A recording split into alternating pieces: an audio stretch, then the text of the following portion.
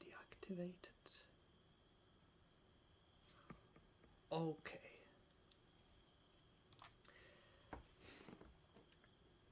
Can you still hear me? Can you still... Is everything alright? I just... Again, this is just my first stream, so I don't know if everything is correctly set up, because this OBS is completely new software to me, and also all my setup is quite a bit improvised, but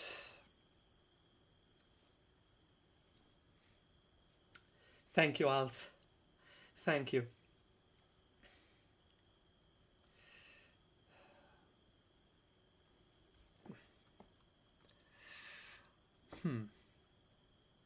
Who do I trust now?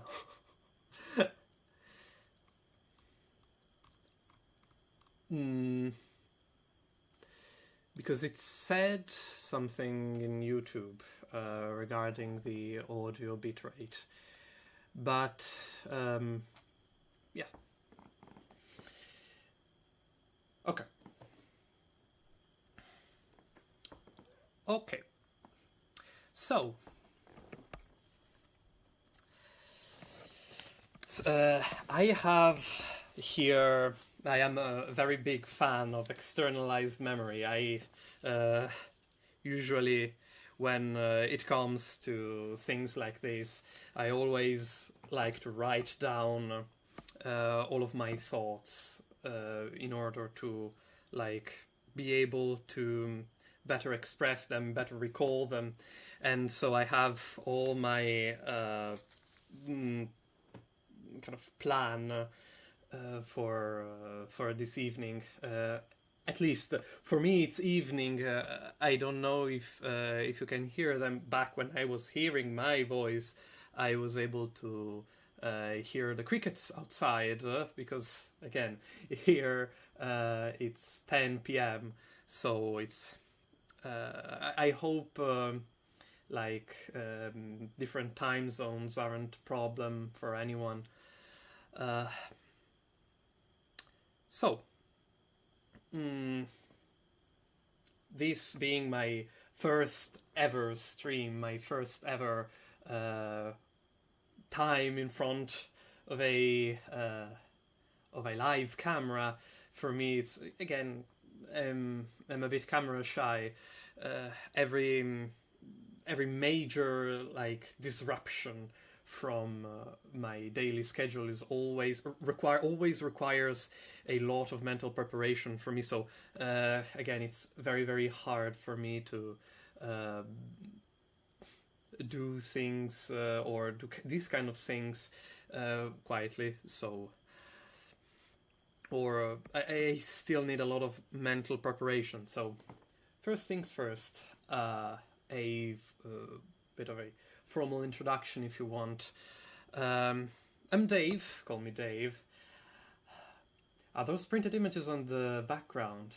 Another Peak Milk outside reference. Yes, there is a whole slew of them. This is just these are just printer paper. These are not posters. I just found some images and printed them with my printer. Yes.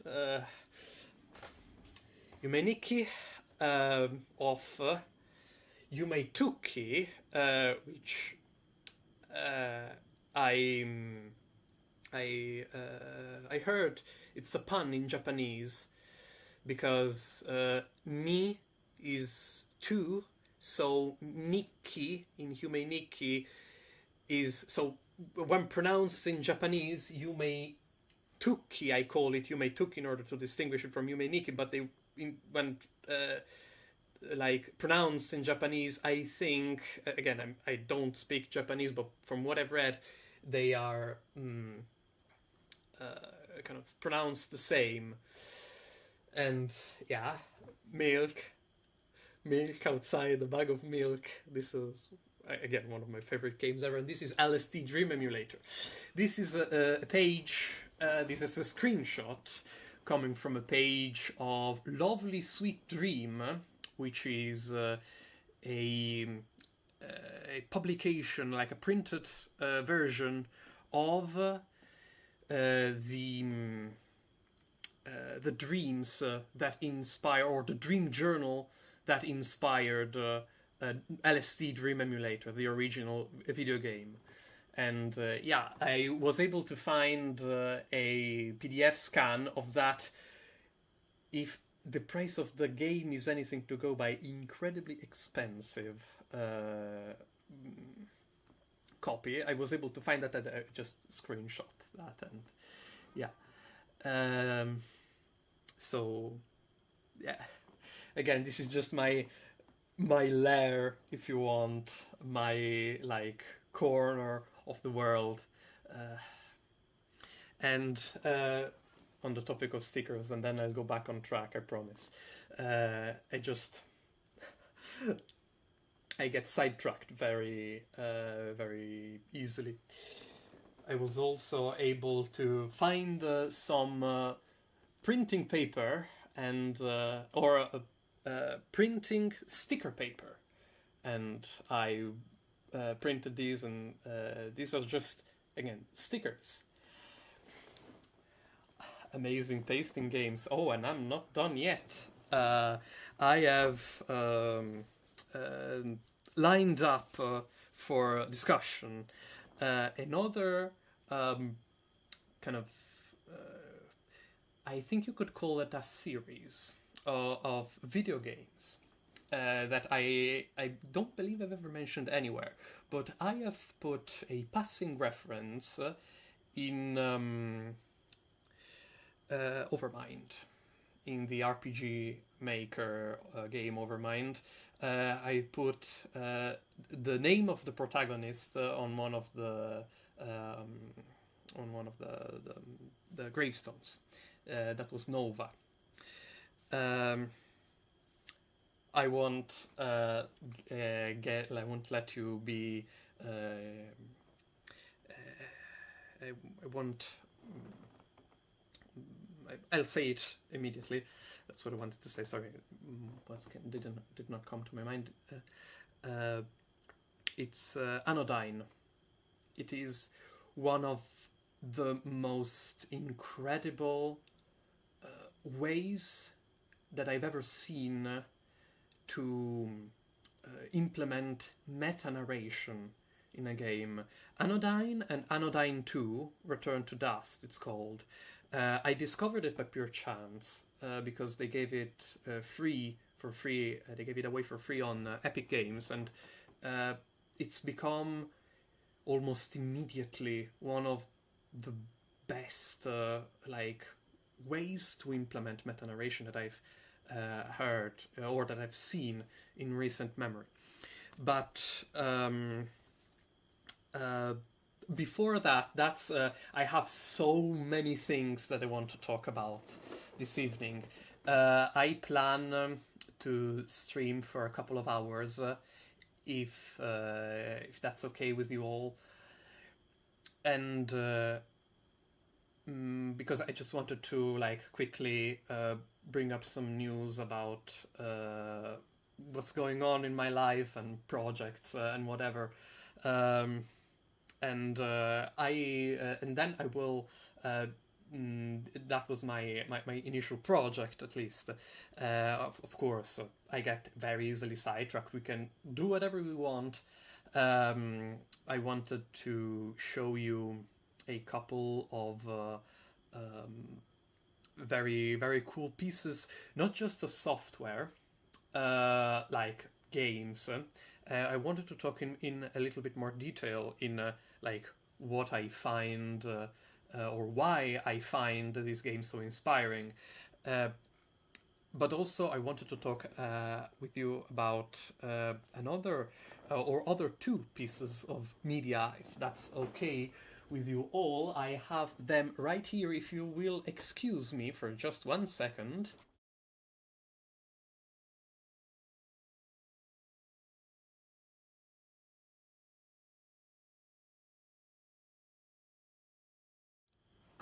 here I am. It's because I've heard, I've seen at least, an enormous quantity of content creators and game developers talk a lot about this. Now, this is the Italian version. Don't be deceived. This is House of Leaves. And there was specifically a video of someone who played my game that when encountering it in my game Exit Reality, they I just put a passing reference to that to this title, and they like and peak amazing, yes it is, and it just struck to me because like it's sort of a stars aligning situation. Yes, this is one of the best books I have ever read, without a doubt. Like one of the best. I just discovered your games a few days ago. You have a really unique style. Looking forward for more, despite getting scared easily. I can talk a lot about scares. Like my the best ways I can describe very briefly, and then I will go back to the point again. I'm very easily sidetracked. It is, if I if I may, again, side tangent or side tangent, it is very easily done to philosophers. And this is a very effective strategy to make them contradict themselves. Again, I am not a philosopher, I merely do philosophy. There is a very big difference. I just read and have my own opinions and engage in like philosophy, but I'm not a philosopher. But this is a very effective strategy. Again, this is just my fault in getting sidetracked by everything. And my games don't want to be scary. It's more like there's a difference between something like a game that is deliberately trying to scare you and it's manipulating everything. Like the game is designed around you, like getting jump scared at the last moment. Like there is a rise of tension. Like you are waiting for the monster to arrive, and then everything is resolved. And then you have the jump scare, you see the monster, or again, there is a lot of ways to do horror. My games never wanted to do horror. It's just, in a way, getting the horror elements, or like the horror designs of something like a monster or whatever, and then just talking with them. That's the entire, not the entire premise, but there is like a lot of what I do is designed around that, having weird monster things and then talk to them in a very open-hearted way. That's yes, the looks may be deceiving.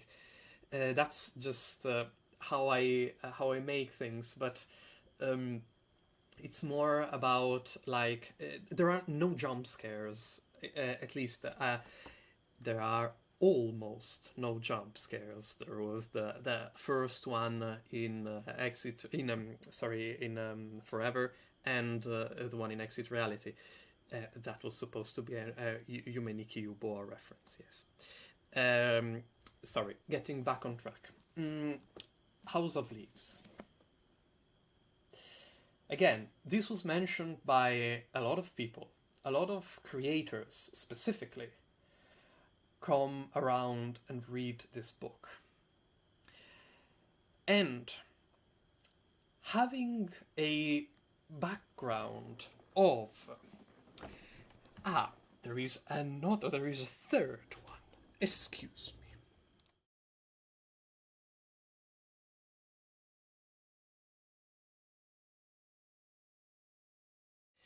Now, I am a bit ashamed to show you this book, because then I will look like plagiarizer.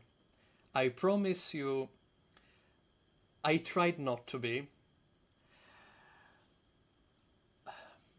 I can see it not intentionally scaring anyone, but every element is building onto each other to make it feel dreadful, at least. Yes, that is like the point. A dread without resolution, because jump scare is kind of a resolution of dread. Yes, that is kind of the design philosophy behind that. Again, sorry.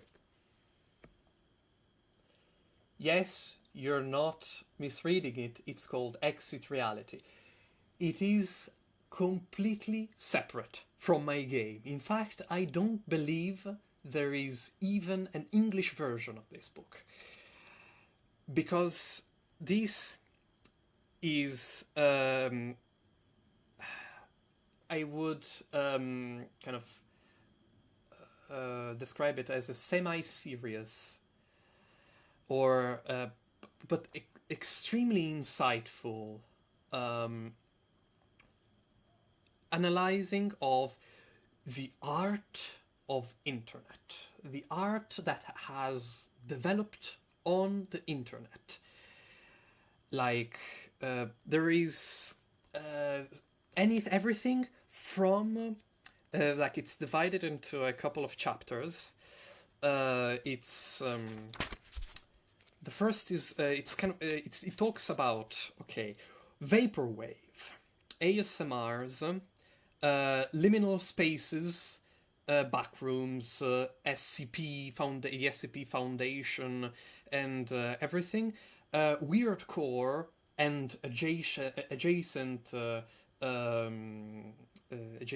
like spaces, that is Dreamcore, Poolcore, and everything that has developed in the same vein as like liminal spaces and whatever, and exoterism, and I never heard of that prior to this book. It's called she calls this reality shifting. Apparently it exists, but it's kind of meant to be like a transcendental thing. I didn't really get it, but it's all explained in the vein of art movements. Like, what is the impact what is the continuity? It's like a history of art, but for the internet. And here there are a lot of very very familiar faces. That is Marotsuki and Yumeniki. There is LSD Dream Emulator. There of course the SCP Foundation. There is the Kane Pixels revisitation of the Backrooms. There is the Slenderman. Like, what is the impact on art of the Slenderman? Like, this is absurd, and so it has nothing to do with my game. And sorry, Als, you were saying, I can't believe they wrote an entire book after a hit indie game, Exit Reality by Sugary Kamu. No, because they didn't translate it in English. So yeah, it's more of a fun work than anything else.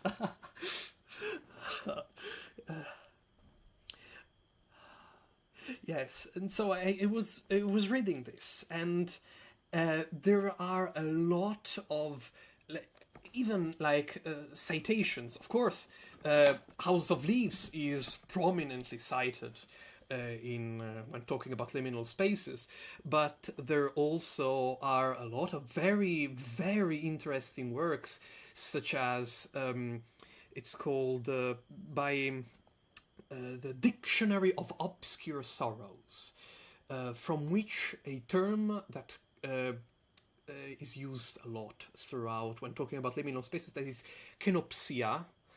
Again, what the Dictionary of Obscure Sorrows is like an entire book dedicated to neologisms. Yes, the Italian Sugar Chamomile fans are extremely dedicated. Absolutely. It's a way to be patriotic, I guess. There is this, there is, again, the Dictionary of Obscure Sorrows. It has a lot of very cool things inside it. There is not just Canopsia. And another book that I have cited in the ending of Exit Reality, on the true ending, the behind the scenes and whatever, that I have actually used from one of my college papers or university papers, is it's called The Weird and the Eerie, and it talks about Lovecraft. It starts with Lovecraft, like a definition of what weird is, and of course when talking about weirdcore, and the definition that it gives of the weird, I will remember this forever, is that which does not belong. And if I remember correctly, I may be forgetting. Maybe it's been a couple of years since I've read that, and there is the eerie, that is an eerie cry from a bird. It suggests something that there's not, that there isn't.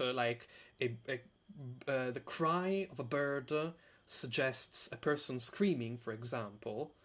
That is what eerie is. Instead, what weird is that which does not belong. That is even an absence where there should be a presence, or a presence where there should be an absence. All of these are extremely interesting. And the other book that I wanted to talk about is, again, you could say this is sugary chamomile inspired, but no, of course it's not. But it's Italian, at least. Again, written in English, but it's the publishers are Italian, at least. You might have seen this, God Husk.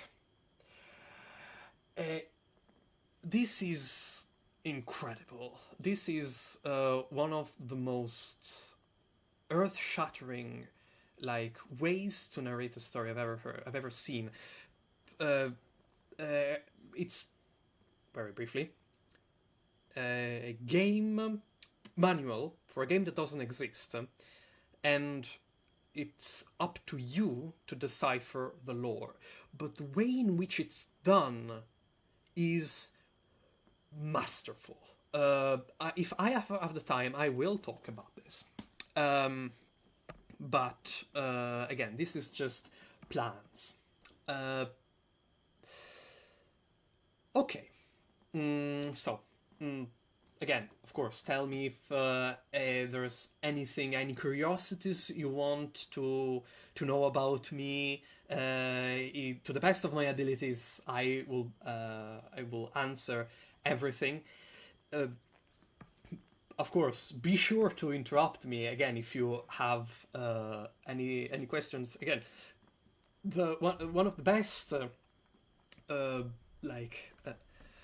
one of the best pros to being such few people is that we can have an interpersonal connection, something someone with tens of thousands of viewers would never be able to do, just because it's just me, and we can talk, we can exchange opinions, of course, and to the best of my abilities, I will read and reply to everything that you send to me. Little disclaimer. I have made a post some time ago where I was talking about a reboot of Forever. I haven't been able to work on that for the very simple reason, recently of course, but for the very simple reason that I have been focusing up until now to my studies, to my university studies. I finished my bachelor degree, and I am at the tail end of my master's degree. I have one exam left to take, and it's history, contemporary history.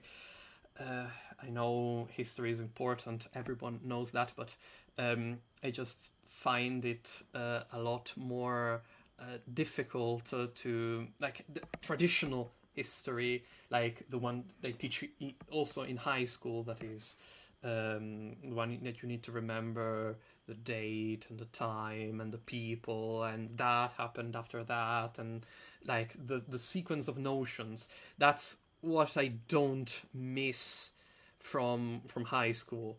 That's just having to remember data. Instead, what philosophy is based upon is like reasoning around things. You don't need to remember anything. Uh, you just kind of talk what you think is the correct. You say what you think is the correct way to approach things, and then you go from there. There is no like objective fact that, as there is in history, so it's kind of tedious to study. But again, this is just my last exam, so and if it can make up for like my not being able to work on you were briefly able to see here the tail of my cat. She is my companion wherever and whenever I am here. She likes to interrupt me, if you will, by scratching at the screen. She's a sweetheart. Good luck with your studies. Hope everything goes well. Thank you very much. I if again I was saying, if it can make it up for my not being able to work on my projects, is that I've passed all my exams with flying colors. I've managed to understand what it's like to do philosophy. And again, here in the faculty where I study, we're like very, very few people in every single like course, every single like every single sector of philosophy. We're at a total of a couple dozen people, so we're not that much. We're not. Oh, sorry, we're not that many, and so again, there's this kind of interpersonal kind of relationship that with tens of thousands of people or students, it couldn't be possible, and so yeah. Again, I really, really like philosophy, and I really, really like studying. Like, I love to learn. That's one of my one of the things I've learned about myself in while studying philosophy. I love to learn. I love to learn new things, and again, if I have the chance to do it myself, I'll take the opportunity in order to learn something new. And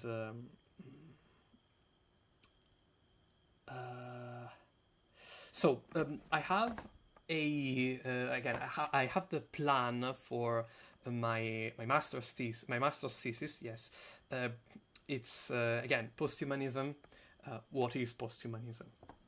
It's a very, very wide topic, but just to keep it very brief, in order to not annoy you, because it's not really technical. Again, it's very, very friendly. The environment of posthumanism is very friendly.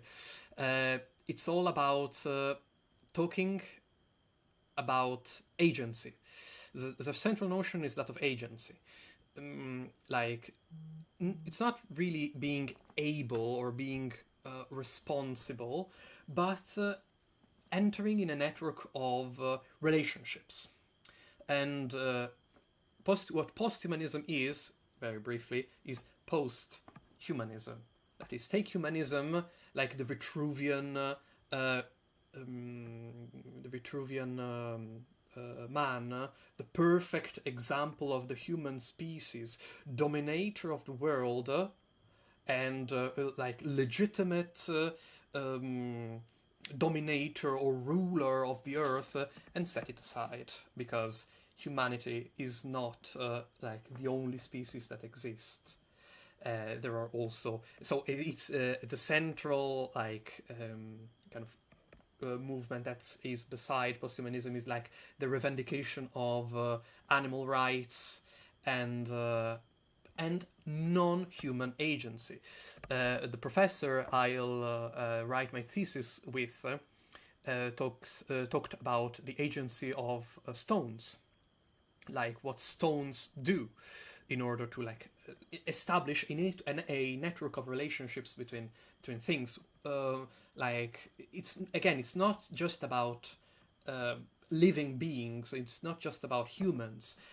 It's about like everything that exists inside reality.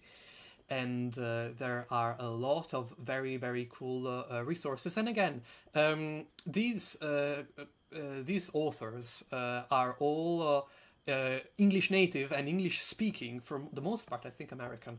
And the way in which they write is especially very very fun. They are very like down to earth in how they write. Timothy Morton is probably one of the most famous authors. He developed the object-oriented ontology. That's very, very complicated, but again, I'll not go into that.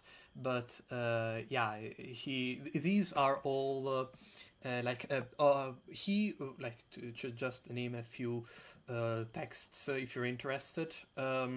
It's Timothy Morton, Dark Ecology, and Hyperobjects, where he develops his theory of the object-oriented ontology that has at the core the notion of the hyperobject. Again, these are all very technical things. I don't want to bother you with them. And also philosophy of mind. Like I wanted to start from there and go to the field of art. That is my heart and passion. Art is at the core of everything I want to make, I want to do, and I want to write about. And thus of the theory of mind, like that there's the notion of consciousness, there's the notion of what is art. Like this is my like proposition for a thesis. Like what is art in this environment? Like when you give agency to stones, what is art? Like that is the question I want to answer. And yeah, this is like my proposition. Again, if everything goes well, I will be able to finish everything in March. Again, this is something that's very important because like this, my future jobs depend on this, because I've been told that a lot of people that hire, the first thing they look at is your master's degree thesis, so it needs to be as good as it can possibly be. And so I'll like try to do as much of a good work as I can. And but I will be able to find the time and energy to do also other things, because this everything that this means, my games, you people are like, I don't want to say a psychological necessity, but it's kind of a something that is dearly needed to me in order to like not go insane, like to be able to express myself in this way and to be able to let my thoughts out in a work of art, in a game. It's something that is so dear to me. That has been I want to say a great deal for me ever since I started writing. And yeah, I've moved on from that now partially, but it's so important I think for someone like me, and for if you're here, I imagine for a lot of you too, like let your thoughts out at some level, in some way, in any way, and that can be in again in the most mm, as in the most basic way, like to write them down and never speak of them again, or to compile them in a story, or to compile them in something else, and that's for me that's one of the most important parts of this, and this is also a another reason as to why brief again side tangent as to why I never put any price tag on my games. I understand people who do, I really do, uh, and that's it is perfectly fine to ask for a compensation for work. Of course, every work should be compensated. Uh, but mm,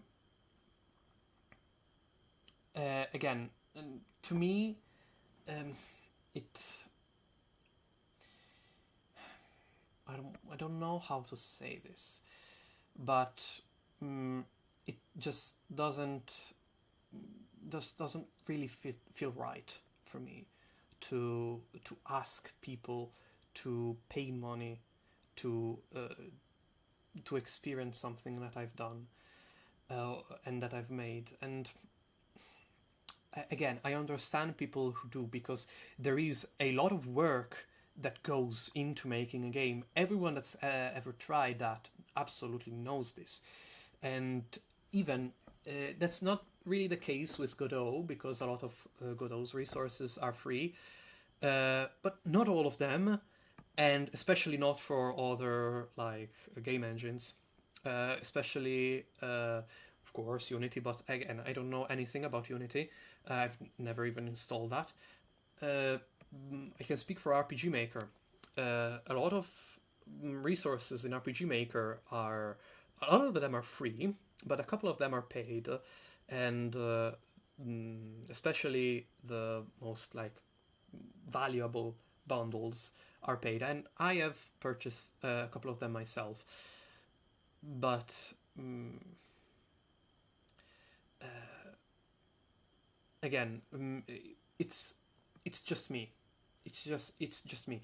I don't feel comfortable with charging money, especially because I mm, I am able to. I want to keep this uh, as unrestricted as possible. I want uh, I want to like because when you're selling, again, this is very dangerous territory. So when you're selling, I feel like you are like putting your games, or not just making a work of art. You are also producing a product, and I have no experience in this regard, and this is what makes me uncomfortable. Just because, again, I don't know how to market, and I don't want to market, because these are things that come from the heart. And again, there is a level of dedication that a product requires, and knowledge, and a lot of other things that I simply don't have. And so I don't feel comfortable, and also because, again, my mm, my my works come from the heart, and I don't want to restrict access to anyone. If you want to play, you should be able to play one of my games. This is also partly due. I'm also being very influenced by having all of the games that I played when I was younger all being free. So, like Off, Witch's House, Ib, and the original one-shot freebie demo or freeware version, and so tangent over. Now, I have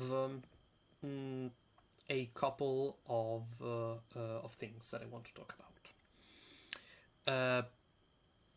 First of all, again, my game for now is or forever is for now. I don't want to say in a limbo, but it's not.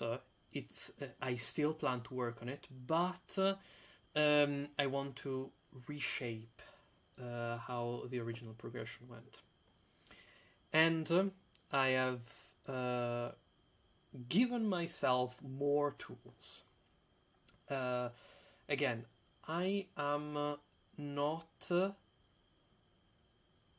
100% sure that that's a good idea, but I have decided to try out a couple of plugins to the dialogue mostly, because there is a very feature-rich dialogue. And sorry, if I have the time, I want to show you the different implementations of dialogue systems, because they are deceptively complicated. And so I'm still working on that. I plan to reshape or reimagine the original. Of course, the main plot points are the same, but there are there are several levels of plot twists, and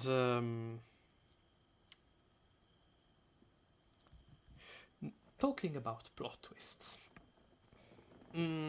I feel like I'm overdue for some explanation. Where to even begin, right? I have been obsessed myself with this text for, I don't know, maybe a couple of years now, and very few people that I have that have described this book actually. Okay, it's not about understanding, because it's not a book that you can understand. I will give you a spoiler-free, if everyone is okay with this, a spoiler-free overview of what I think about this book and why I believe it matters with capital M. Italian is a very different language from English, and lifting the book like jingling keys in front of a baby. Just kidding. Yes, it kind of feels like, because it's been so overused, like everyone's been talking about it, but nobody can really make heads or tails about House of Leaves, and so it kind of becomes something like a legend. Like, does House of Leaves even exist, right? But yeah, neuron activation immediately when anything House of Leaves is related is mentioned. Absolutely. I'm going to give you my my overview, my like basic interpretation of what I think this means. I have actually read a couple of critical literature about House of Leaves, and I have them on my tablet. I've been able to find a couple of papers that talk about the blue or color coding, the blue especially, because of course, everyone knows that the word house is written in blue. That, along with the Minotaur, that's written in red, has no explanation. That's kind of the point, right? You have no explanation for what's going on. Now, again, Italian is a very different language from English, and this, I feel, is kind of lost in translation. And it kind of brought to my attention this. House compared to home. So you have these two levels of house and home on the one hand, that here in Italian is not is kind of seen in casa. Casa in Italian is more like home, not house. What is the difference between a house and a home? Because at home you feel safe. House is a construct, is a building. It's not anything like, it's not yours. It's something that exists. Only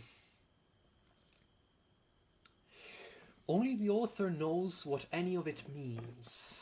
There's some beauty in the way every reader having their own perspective on what the book is about.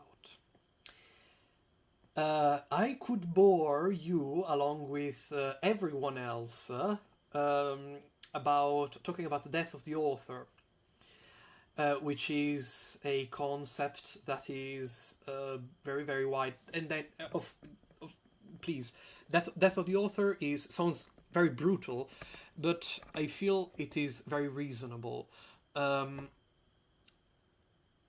And it's a principle I, as a creator, fully subscribe to, that puts the author's interpretations in some way as primary, right?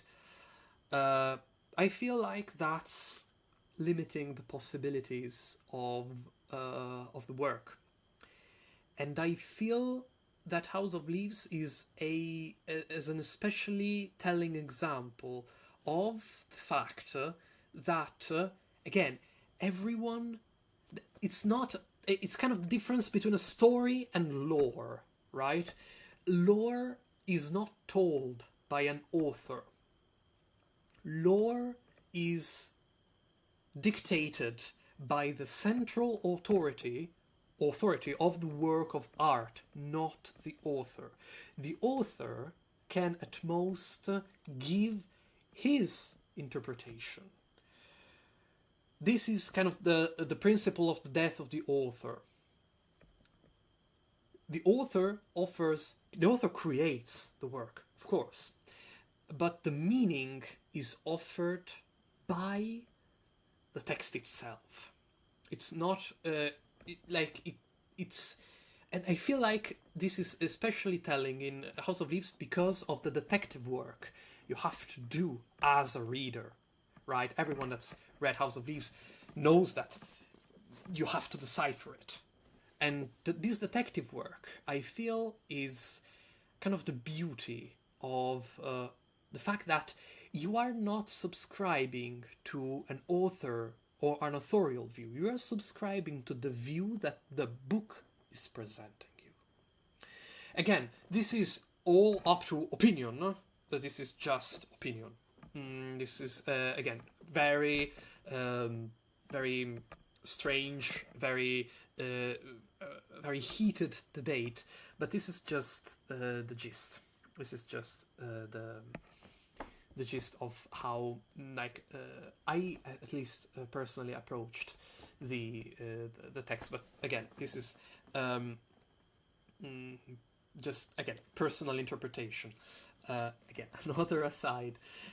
We should keep count of the amount of asides that we have had. So, to keep it short, to keep it brief, tell me more, funny Italian man.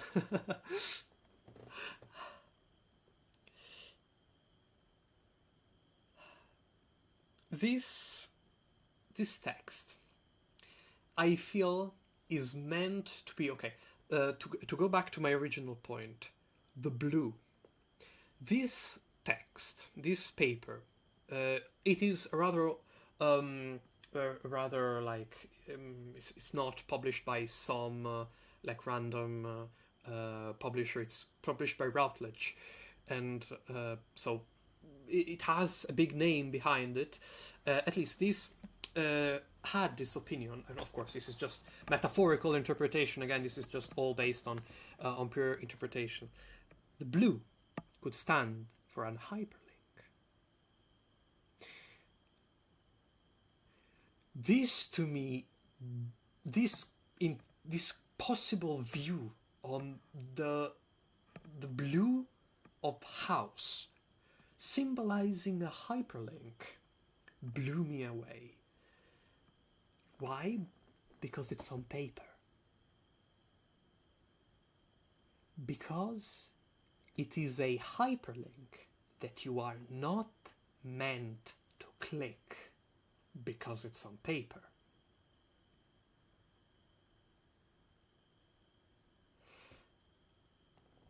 Let me rephrase that. The book is a labyrinth in itself, as everyone who has read it will be able to tell you. It's a labyrinth about labyrinthian people, John Truant and all the Navidson stuff.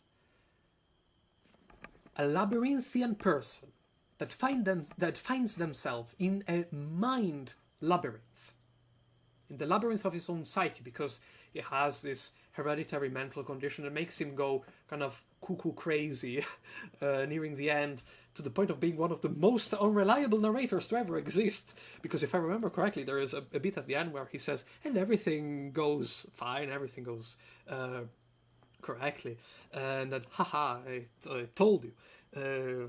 You believed me when I said that. No, instead, it's the complete opposite. So I tricked you, reader, into believing what I was saying. So, again, that labyrinth. The labyrinth of the relationship between the characters of Navidson. Of Navidson's story, Navidson, Karen Green, and everyone else. The physical labyrinth in which they find themselves. My guy, that's not a labyrinth. That's a Daedalus. What's the difference between a Daedalus and a labyrinth? A Daedalus has no exit. A labyrinth also has an exit. A labyrinth has both an exit and an entrance. A Daedalus has just the entrance. There is nothing to find inside it. The hyperlink is not meant to be clicked. Does that make the Minotaur an empty placeholder hyperlink? I believe, personally, that this, in a way, is a hyperlink that has nothing beside it. Because not every hyperlink is created equal. Of course, you have blue hyperlinks, which are those you haven't clicked, and then there are purple hyperlinks, which you have already clicked. Then you could say one could have red crossed hyperlinks, which are hyperlinks that don't really link to anything else. They don't send you anywhere. Blue hyperlinks instead have something behind them. You know that blue hyperlinks, just because they are blue, it has something behind it. There is so much content that is missing. You know it's there and you can't access it. It's a blue hyperlink that you can't click.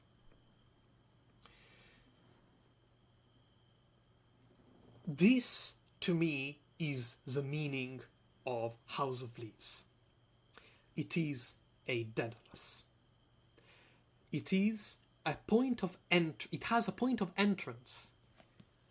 The incipit, the introduction, it is incredible. Like, this is not for you.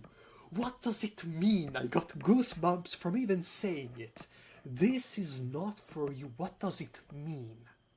Who is it for?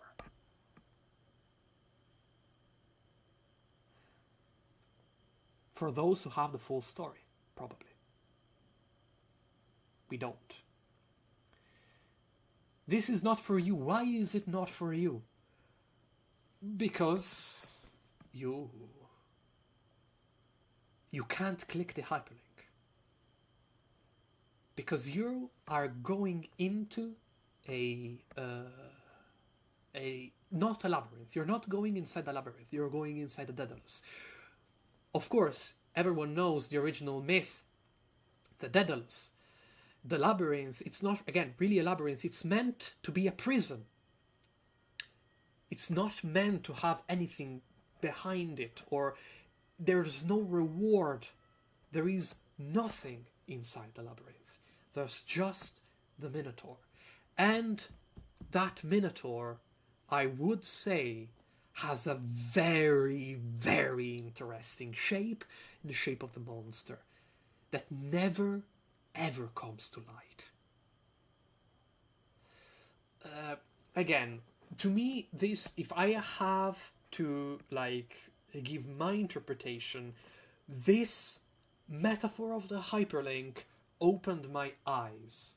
The book is a puzzle that is not meant to be solved. You get inside it, you lose yourself trying to figure out all the details, you piece out just enough of the story in order to have one of 1,000 red herrings, just for them to all lead to dead ends. Because it's not a labyrinth, it's a Daedalus. This, in a nutshell, is what I think of House of Leaves. And this...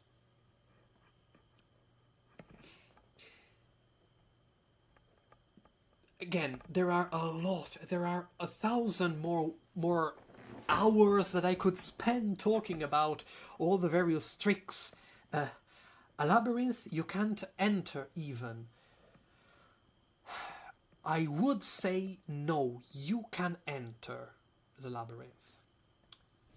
Because you can open the book. But you cannot go into all the routes that the labyrinth has to offer. The hyperlinks, because what is the promise of the hyperlink? The promise of the hyperlink is to make sense of everything, right? The point of all the investigative work that you as a reader do of House of Leaves is to make sense of something that doesn't make sense, because information is being kept from you. The hyperlink promises, I believe, to fill in those gaps. But my guy, those gaps would lead to dead ends at most, if not to other gaps. Again, this is just my interpretation, but I believe this is kind of anyone can say anything they want about any work of art. So this is just my interpretation. This is just the view that I have. But this is what House of Leaves is to me, as a creator, as a reader, yeah.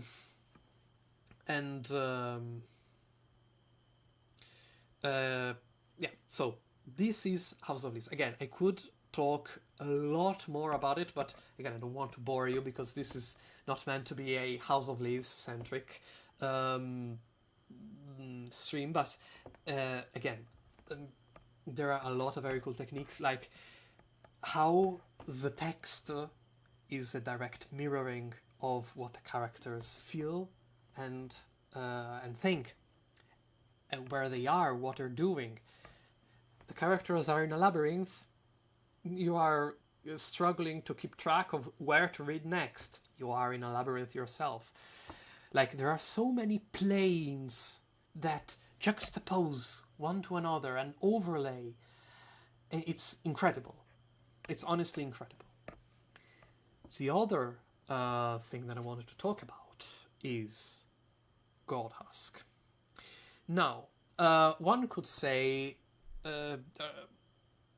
Godhusk is completely another thing, because it's a manual for a game that doesn't exist. Why?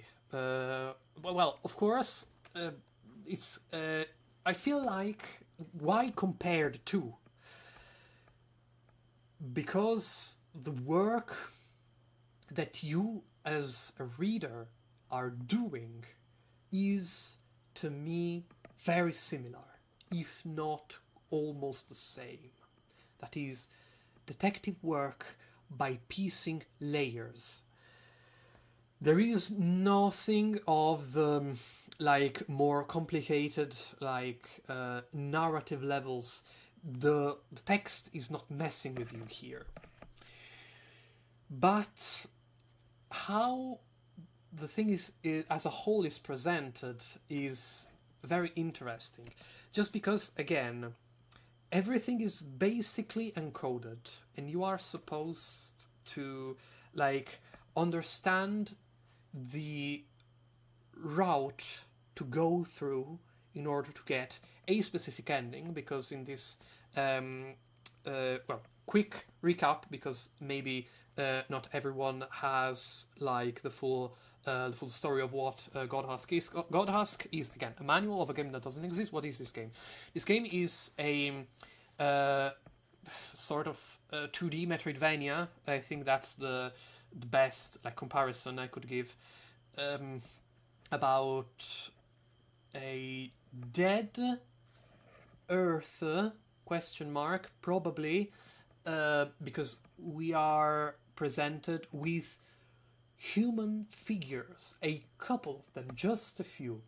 But again, the entire planet has gone to crap. It is ruled not really ruled by, but inhabited by this biomachinery that tries to keep itself running in a world that has limited resources and that is basically destined to die. The lore is that basically, for whatever reason, if we're talking about Earth, the sun, there is no sun. There is an artificial sun. There is a satellite, a man probably made satellite that heats up the Earth. It's completely charred. There are these biomechanical life forms. There is an infection of sort of bacteria, it's called polyp, and there are angels that behave like infinite energy sources, the downfall of the entire world was caused by one of these angels serving the central authority that was Obek, an artificial god, whatever that means. And these angels, these singular angel going missing, has caused a chain reaction, and then everything came crashing down. And you are supposed to like find your way around this dead world inhabited by extremely hostile biomachinery and whatever. The point is how everything is presented. You open the book, and the first thing you see, before everything I have mentioned becomes clear, you see this human figure, and you're saying, all right, that's a person. That's a very mechanical person, but that's a person. My guy, people have been extinct for, I don't know, millennia probably. What is this? And then when you kind of reread it after, like the second time, you have this realization, like, what is this person doing here? Well, like, is he the last person alive? No. I have my theories, but again, there's nothing is explicited. I just want to tell you, like, the dynamic of what it feels to read Godhask. Like, you take something for granted at the beginning. Like, that's a person. Okay. But then you go back and say, a person here? What is it? What are they doing here? That's another one of my most favorite like parts of the book is where it specifies the route of secret like passages you have to go through. Of course, this game doesn't exist, so it's not hard to find them because it tells you directly. But to find a secret boss, I don't know if I can show that on camera because it's a little bit gory. But I'm going to like cover the gory part with my hand, and then you find this in order to get one. Like, this chalice is supposed to be the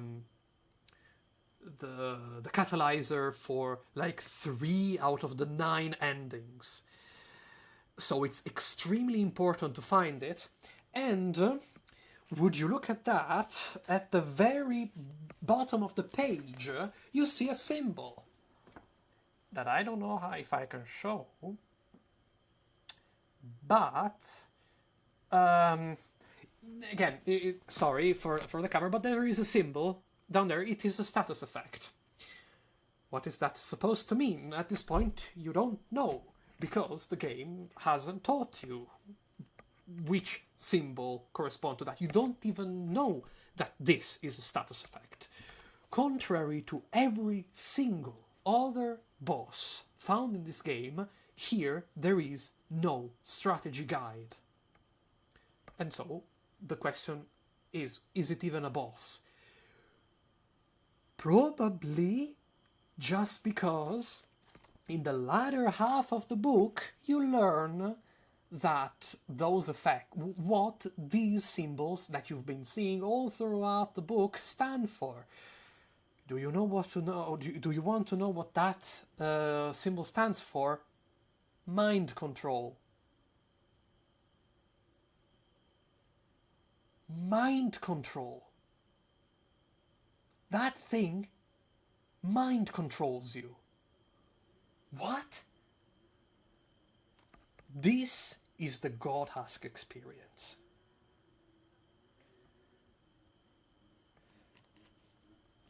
again, I've just now realized that I haven't spoiled that much, just because again there is a lot of detective work to do, but I've just realized that yeah, damn indeed. Again, this is a character that has no bearings in the story. Yes, it is. Again, it ships from Italy. I've had luck in this frangent, just because again, not really that much luck, because I've like been expecting this book for like months. From Italy to Italy, it took months to come. Blame the Italian postal system, I guess, but this is again, I've just I don't want to say scratch the surface, but this is the kind of experience you have when reading this text. It's not, in a way, it is messing with you, because it is presenting you with information that you don't know how to understand properly. And again, there is a lot to this. There is a lot of like related to the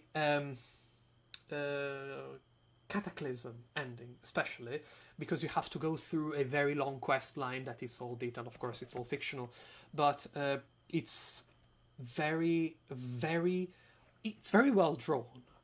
It's very well made, and it is very well managed. Just because, again, you have a normal guide would have you like status effects would be one of the first things that they put in a player's guide, right? But not here. And in a way, they do that. And another thing they do is have something like, okay, this very important NPC. You see this very important NPC? Yes. This NPC is willing to do anything you want, provided that you give it piece number, I don't know, SCP-095. I don't know. And then you're supposed to like look around frantically in the book, like, what is this piece? What does it do? Ah, it does that. That has no like survival advantage. Why is that supposed to matter? I'm not going to spoil that any further. This is a very good read. I highly suggest Godhusk. I still don't know if again this is I learned about this because they were supposed to like go to a convention. The only like video game and stuff convention that I know personally that is very famous in Italy, that is Lucca Comics, and they were supposed to have a stall there, and but when they had that stall, I wasn't there, so I wasn't able to grab one there. So yeah, highly recommended. And another great point of inspiration to go back to the very beginning when I mentioned that is Anodyne. Again, I had no idea Anodyne was a thing, and I just learned about them because of because of the fact that they gave away Anodyne 2 for free, and it is one of those games, you know. Ever since Super Eyepatch Wolf's video on fake video games, I've grown fascinated with the concept. I can even envision this amazing game in my mind, but I can never play it. never find further secrets. Yes. Yes. That is an extremely interesting concept. I think I've seen that video. I don't remember it very well. It's been a while, I think. But yes, this is very, very fascinating just because it does one of the same things that House of Leaves and I believe I am a firm believer that you know, I don't remember the actual number of the SCP. That's a staircase, that the infinite staircase with all the sounds, the crying coming from the bottom, and I don't remember that they made a game about it. It was one of the most famous SCPs. The SCP handles it this way. Oh my god, the Expedition 4 is after Expedition 4 no further contact is allowed with this SCP. After Expedition 4 everything has gone to crap, and Expedition 4 is the most important expedition that this happened. Did I mention that Expedition 4 is fundamental? Expedition 1, this. Expedition 2, this. Expedition 3, this. Expedition 4, data expunged. This is a trick that, if you remember, also House of Leaves did. Talking about one of Navidson's dreams, I think. Like, okay, this dream is particularly important, or even the song on Quesada and Molino. Like, these things are especially important. And then they never tell you. And then, because they let, like, imagination do the work, right? This is especially the case with something like Godhask. Godhask uses this technique consistently throughout all of its narration. Easter eggs and video game secrets are my number one hyperfixation.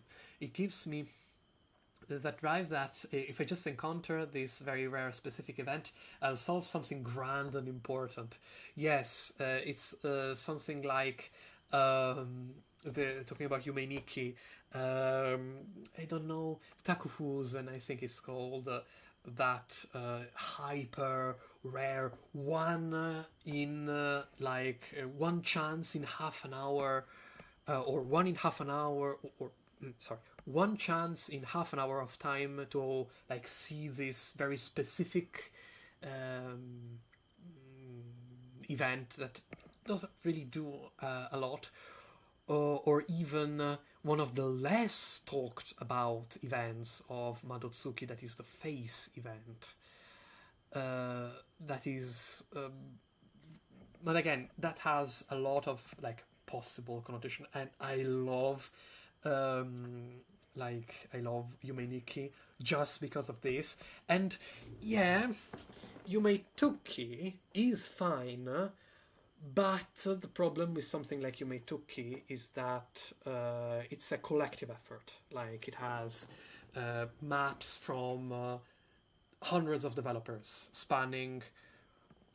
It's started in 2007, so there's a lot of stuff there.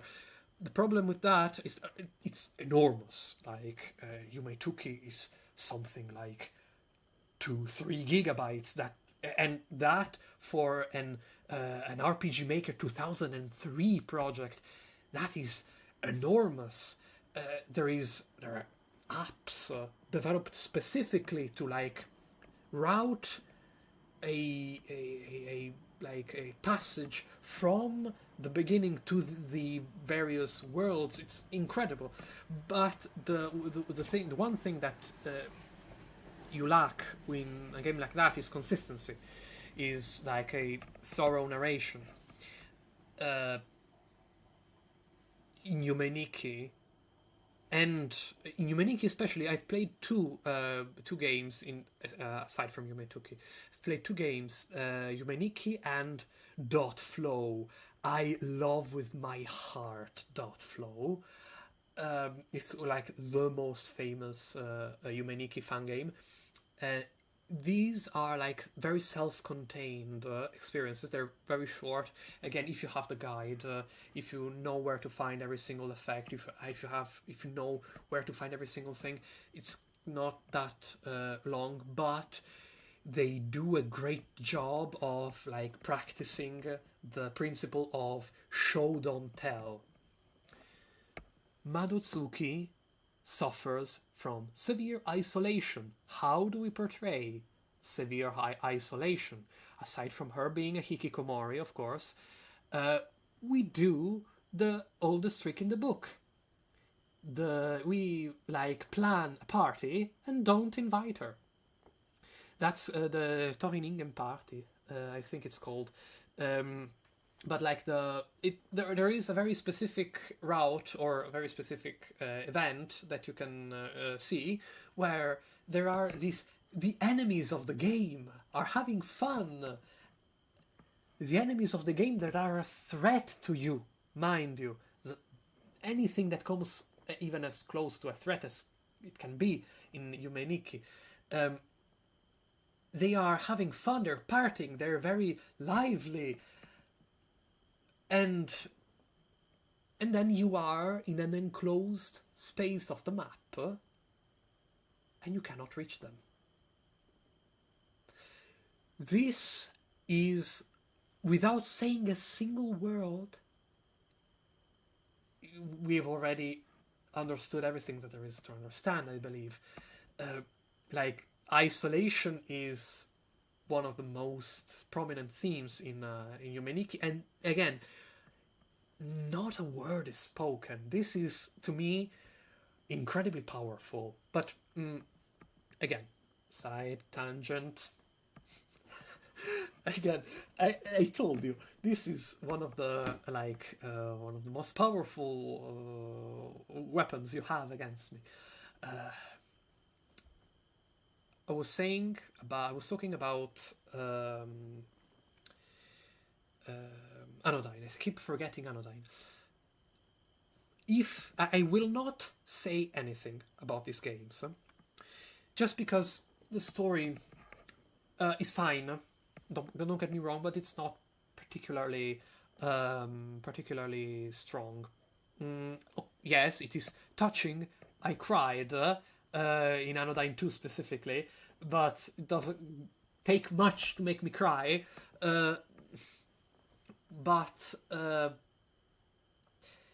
if you decide to pick them up, and I highly encourage you to pick them up, do not be deceived. These games, my god, how do I explain this? You know all the genre of meta games, right? Think Doki Doki Literature Club, think Undertale, think One Shot. They all, or think even I'm Scared. These are like games that pride themselves on like, you know what? I am a character inside of a video game, and I am going to behave as such. There is none of that here, because there doesn't need to be. I think I've heard someone complain about Flowey in the end of the pacifist route, where it says, I am going to delete your save file, and then it's not really deleted, and there is no real way to delete the save file unless you go there yourself and kind of delete. You go in the save file directory and delete them yourselves. I was something. I think I've remember back in the day when this was still new, people kind of complaining about it not being like cheap, like, "Ooh, I am going to delete your save file." Of course, that is completely like counterbalanced by Kara, the Kara, sorry, in the genocide route. But like, I have played another game, sort of in the vein of I'm Scared, that is a Dark Place. That's free on itch.io, and I had to like disable my antivirus because it uses actual like virus to melt your screen and whatever, because it gets flagged like a virus. But again, it's safe. It's not. But again, it's kind of its definition of scary is like, "Ooh, I am going to wipe your hard drive. Nobody is using it anyway." So yes, this is kind of the scary part, like, "Oh, I am going to delete your entire documents folder, and if you go too far, the game actually deletes itself." I'm a pretty avid Undertale fan, and I don't remember any of that. I'm that scene. In that scene, he just begs you not to reset. Oh, okay. So I was completely off topic. But sorry about that. Instead, I can speak for like a Dark Place, and recently even something like Kinito Pet. I think I didn't really particularly get Kinito Pet, just because it's like, ooh, this program is haunted, and yeah, it uses these meta aspects not in a bad way, mind you, but in just a way that is not really scary. And going for scary stuff is not particularly. Kinito Pet, yes, it's kind of scary, but it's more than scary, so it saves itself. Instead, A Dark Place, it's not really scary.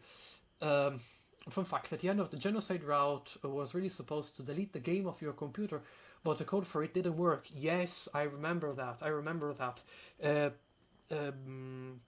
Dark Place actually deletes itself, which is not a good thing to do, in my opinion, personally.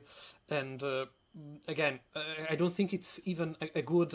Again, I have never published to Steam, but I think Steam get pretty confused if you told it to, "Please let me reinstall the game," but you already have it installed, but the game deleted itself. So what do you do then? So I have no experience there, so I'm just talking without really that much knowledge here, so I'll put that forward. Instead, Anodyne, I am not going to spoil any of it, but it uses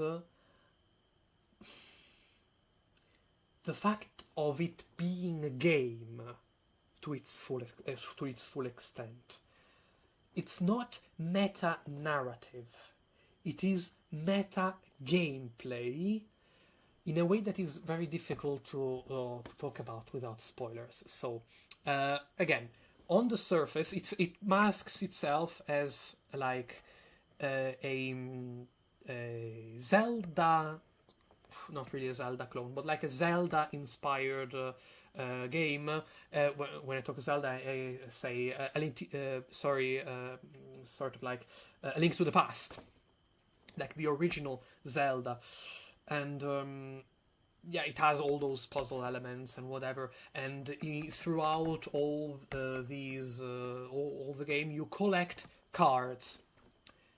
If you want to complete the game and reach the ending, you have to collect, I don't know, let's say 15 out of 20 cards. That's it. That's a normal like Zelda clone. It's finished. There's no like twist to it. Like, you kind of see that something is wrong, but nothing really amounts to much. What do I mean when I say something is wrong? Maybe this wall is sort of doesn't have collision. It's a bug. Or like I can go out of bounds. That's a bug. Let me go back. You can complete the game with like 15 out of 20 cards. This is Anodyne 1, this is Anodyne 2. Anodyne 2 has like this very, very cool shift between PS1 3D graphics in the overworld and dungeons in going inside people's bodies, minds, in order to collect dust. And so you all throughout the game you kind of notice this. Oh wait, I can go out of bounds. Oh wait, this wall doesn't have collision. This game is horrible. Where did the budget go? It's full of bugs. And then you decide to go in a little bit further, and you see that there are cards. To tell you the kind of game that Anodyne 2 is, okay, in my personal opinion, there are a lot more kind of peaks in Anodyne 2 than in Anodyne 1, but the highest of them all is in Anodyne 1. I'm not going to tell you what it is. Go play it. It's absolutely worth a play. It has like, what, 100 reviews on Steam. It's not very well known, and it's a shame. It's a real shame, because it's very, very well thought through. And to tell you what kind of game it is, in Anodyne 2, you collect coins. But wait, I can walk up this path and fall out of the map. Yes. Yes, my dear player, we are going to let you fall down through the terrain, and we are going to put coins there for you to collect.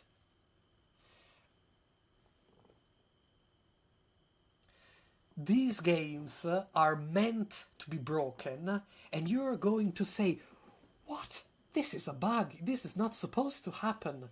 And then the developers are going to wait you right behind that and present you with like a collectible or a coin or whatever.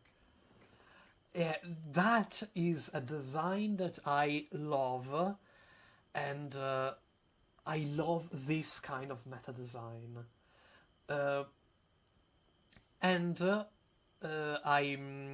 They are publishing now a new game called Angeline Era. And for now, I haven't been able to find that much on my own. I haven't been able to find something. Just walkable walls where you can like go out of bounds, and an unkillable like pill-shaped enemy follows you, and then the game kind of actually bugs out because it has like the camera can't keep up with it. But that's what I've been able to find. These are games that are meant to be broken, and I love them for it. Frantic Writing on my wish list. I haven't heard of that one. I'm going to open a tab and yes, forgive the the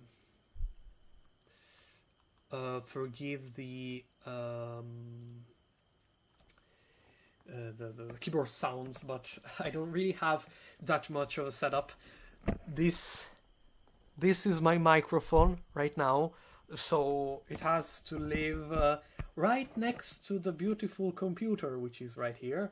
And you're probably going to say, why do you have your computer on your desk? Well, because of cats. Cats like to spray, and let's just say I have had one very close encounter with buying a new computer.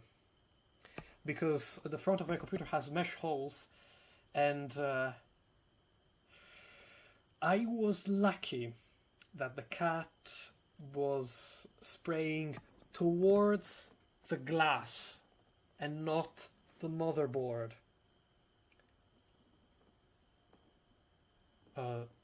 Sorry, that was a joke. Sorry. I didn't know.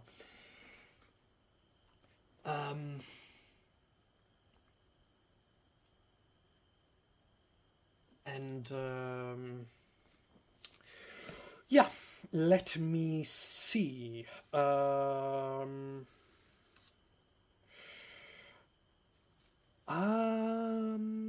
Yeah, this is the greatest like points about that I wanted to show you. Like my inspiration, my sources of inspiration. And now, if externalized memory, I have an entire like mountain of post-it notes with like random ideas scrambled onto the paper for me to not forget them. And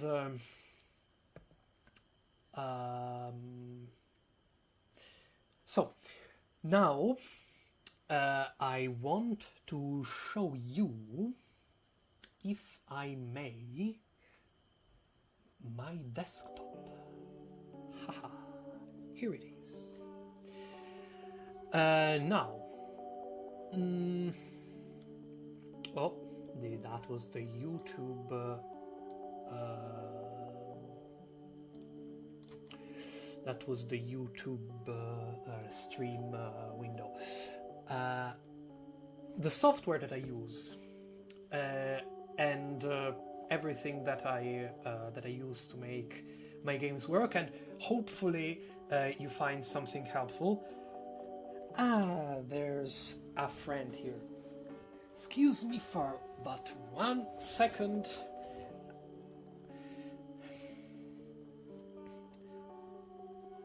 Friend has joined the chat.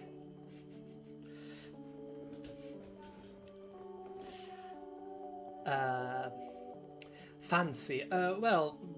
This was one of my, talking about the wallpaper, is just one of my earlier attempts at photo editing when I was still working in color. Kitty, yes. Meet René. He's one of our youngest cats, and he's one of the most cuddly cats I've ever seen, and the way in which he demands my attention is just to sit and look. It's just so cute. You will probably see that I am running Windows. A lot of people, myself included, a lot of developers have tried Linux.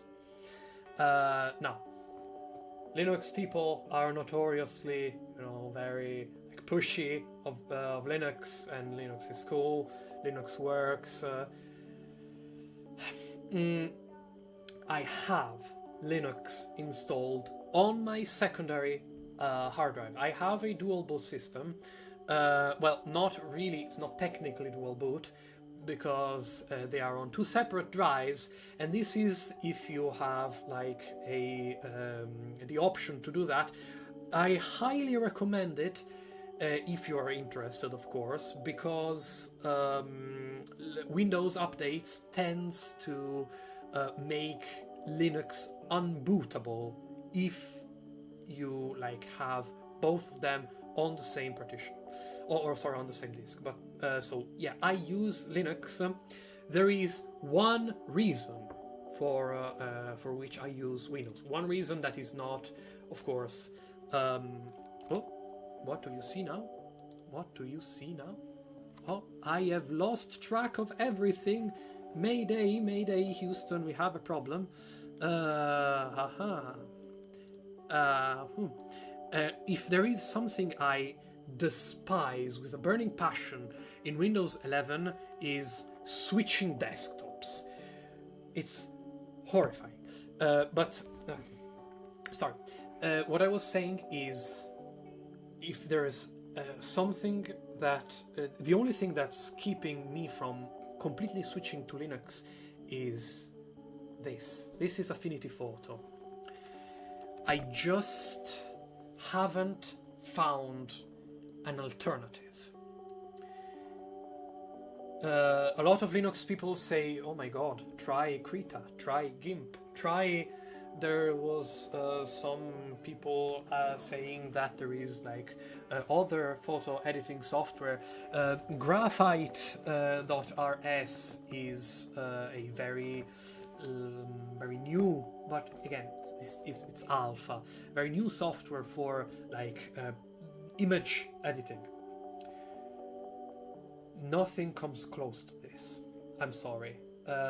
This is a paid product, yes. This is the only paid product, paid production software that I use. It's not because I don't want to use other software. In fact, I do. I use specifically Krita. Krita is amazing. Krita brushes are wonderful, and there are two things that Krita that make Krita essential for a game developer. Let me quickly show them to you.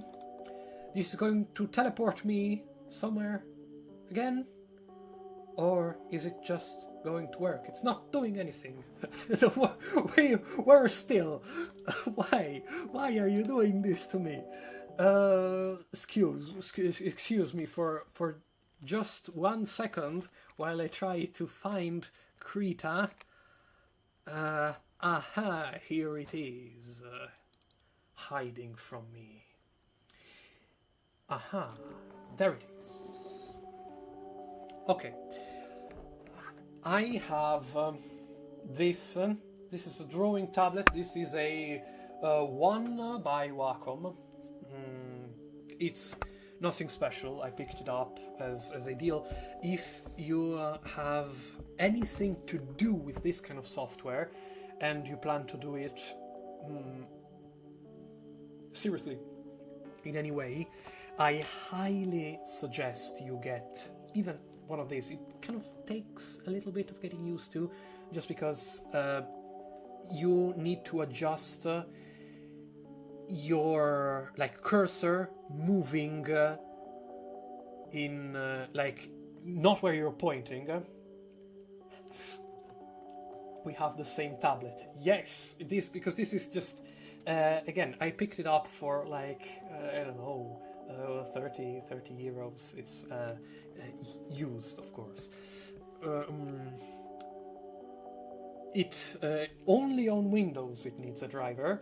One of the greatest parts of Linux is that if it works, it works.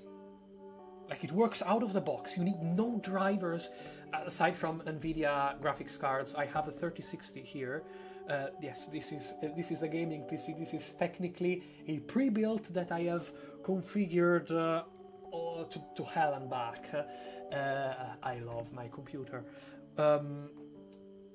Aside from NVIDIA graphics, if it works, it works. Gamepads, touch screens, graphics tablets, microphones, RGB. With OpenRGB, you there is also OpenRGB for Windows, eh? There is, this is what I use to avoid all of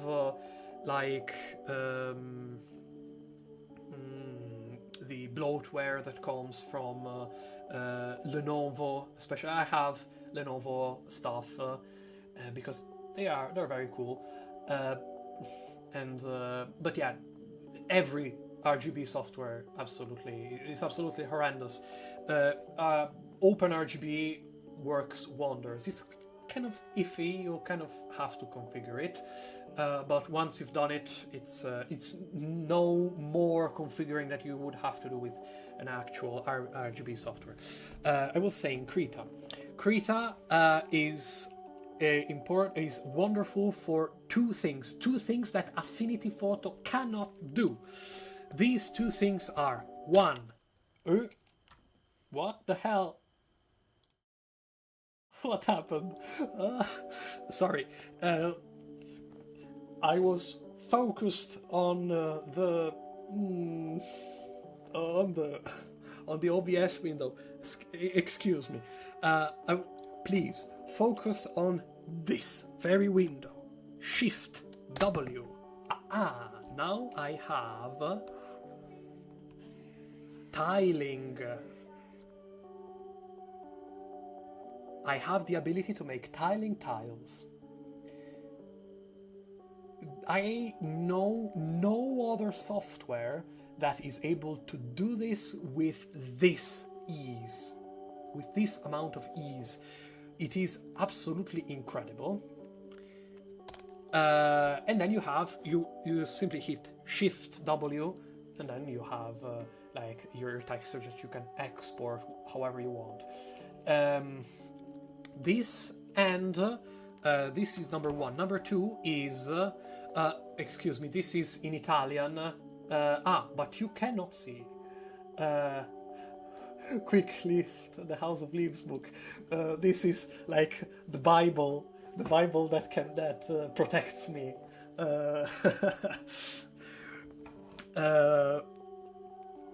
The other thing is Finestra. It's the spazio di lavoro animation. Affinity Photo is horrible at animation. It isn't horrible at animation. It has no way to do animation. For a game, this is mildly important, but it's still, despite everything, by itself, Krita has no way to convert a sprite sheet, to convert an animation. These are the various layers of the drawing, and these are the frames of the animation. It has no way to convert by itself from an animation to a sprite sheet that an actual game engine can read. And for this, no, do not move that. Why are you doing this to me? You kind of not just need, but to do this, you need a plugin. It's just a plugin. You install it, and then you have export a sprite sheet. It's iffy. It is very, very iffy. You need to be very careful about what you're doing, because if by any chance you have a file with the same name and you tell it to export it with the file of the same name, it's not going to tell you, oh, there is another file with the same name, do you want to overwrite it? No, it's just going to crash, leaving you with an empty canvas ready to draw again. So you need to be very careful about what you're doing, but yeah, it works. It actually works. And so this is very, very cool things.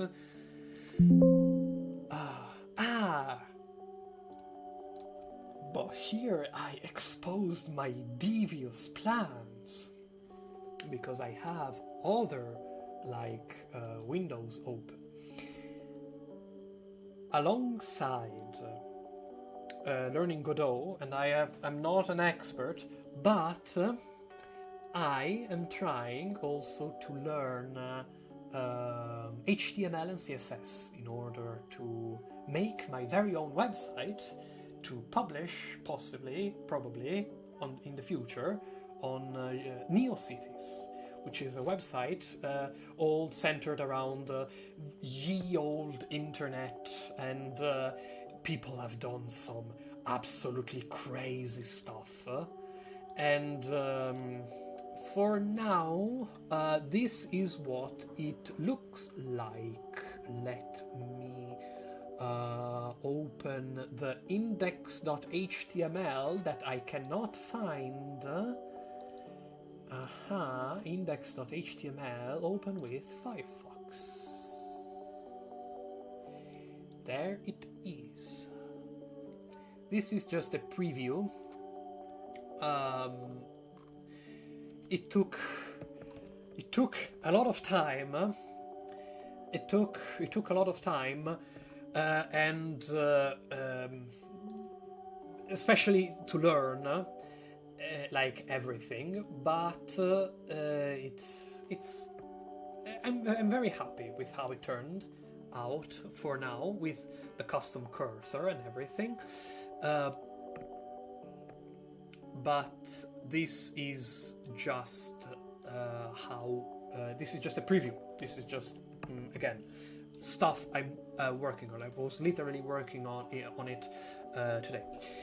And so for the writers out there, okay, Affinity Photo is, in my opinion, one of, if not the best photo editing software that you can have. It is very, very powerful, and on Linux, on Linux, there is a way to make it work on Linux. I was able to do it. It's horrible. I wouldn't wish it upon my worst enemy, because the way. Okay, it is the definition of technically usable, because you have to go on, I think it's called Elemental Warriors Fork of Wine, that is an emulator of Windows. You have to compile it from source. You have to set a very specific kind of wine prefix with a very specific variables in the emulated Windows system. You need to use two different ways of two different versions of the compatibility program in order to install and to actually run Affinity Photo. When you run the thing, here it says with when you go to settings and performance, here is going to tell you your graphics card. I don't know if you can see that, but here it reads GeForce RTX 3060. That's my graphics card.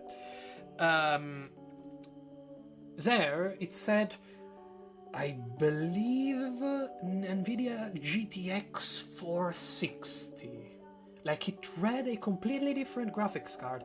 The performance is terrible, and I mean abysmal. Like, it's like you watch this. When you go and I don't know, use a texture, and you do this, you move the preview of the brush on the canvas, it's just going to glitch everything out, and you don't know what you're drawing while you are drawing. That's the problem. But fine, it draws, right? So it's usable. Yes. try to export it. It crashes. It does export it. It also crashes. So at the end, you have your finished product. You have, like, the thing you were drawing. You have it. But at what cost? And so, yeah, just, it works. I wouldn't consider it usable. Especially for creative work that kind of, it needs to flow right out of your brain. You know what I mean? And, okay, this is it. No, cancel everything. I have my 3 very beautiful, symbols. I call these crowns life in death, experience in regret, and purpose in misery. These have a significance. Yes, they do. They are, for me, like maps of an individual mind. Call it like a sort of a chart, a chart of the mind, soul, what you want to call it.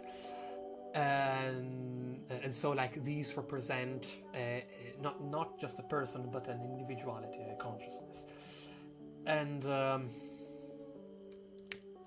so this for the writers, I used to use it all the time when writing novels. It is Focuswriter. This software is amazing. It is a full text editor, and it is meant for people that write novels. So not people like me that write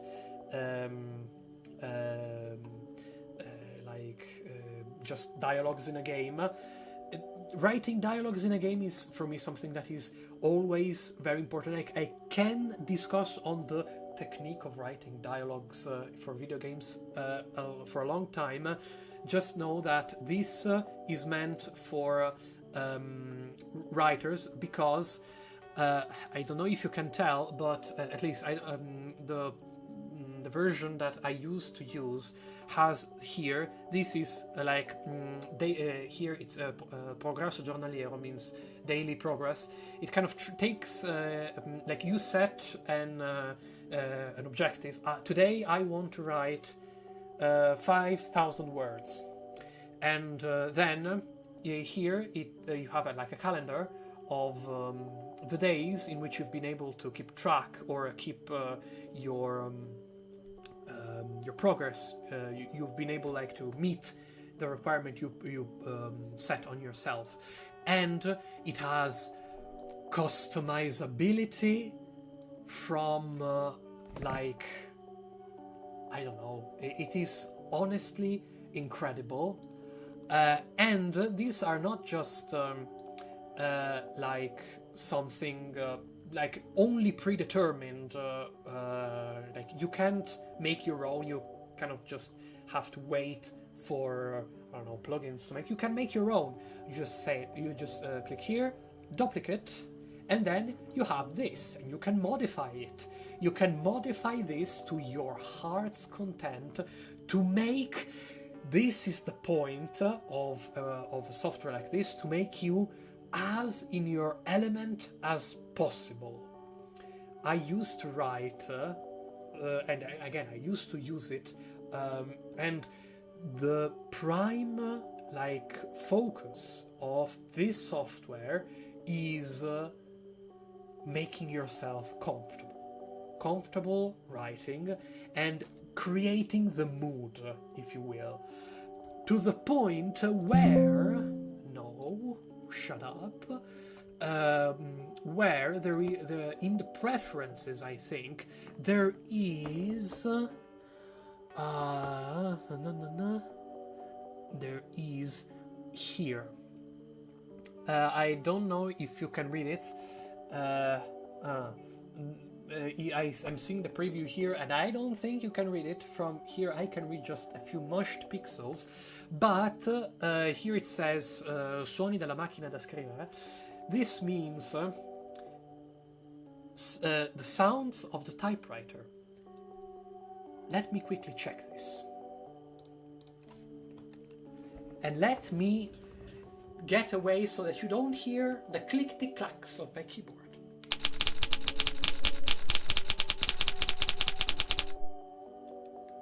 Isn't this cool?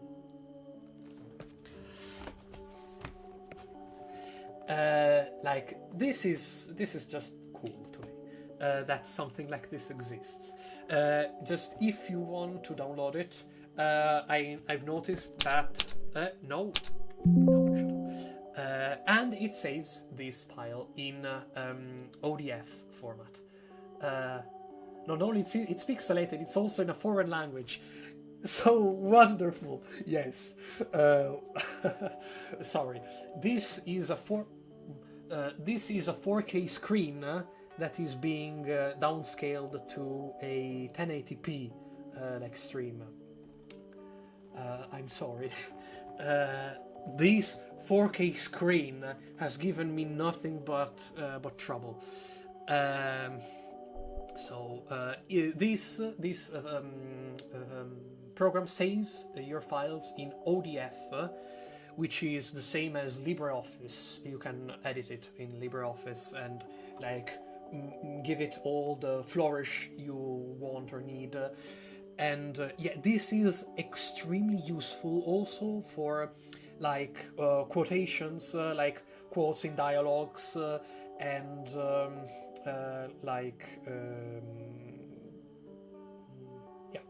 that's basically it. And when you go in LibreOffice, you are able to like do everything that this program actually cannot do. That is all the page layout and whatever. Just if you want to download that, don't download it from, of course, stuff like Softonic, which are malware-ridden websites. Go to Gotcode. Gotcode is the one that has the actual executable. Again, this is all free. Everything aside from what I've shown you in Affinity Photo, everything I use is free and open source. So it's, as they say, mucho bueno. Of course, Godot. People know Godot, and again, I don't really know how to use it that much, just because I'm not a programmer. I've recently gone in and tried to figure out plugins and how they work, and possibly to extend and modify them. I've been successful to a moderate extent, because they are made by people that know programming a lot better than I do, and consequently are much more complicated as a result. Not only that, but they're also like they're written by people that actually know what they're doing, and they're much complicated as a result. Then I was saying Audacity. Audacity is my don't show again. Did I just keep an Audacity update? I probably did. I should update it. But it's just this constant pop-ups. Audacity is very cool. It has a lot of effects that it's everything I would ever need. It's not. Some people say it's not professional grade. It's everything that I use. Let me see. I have written down here.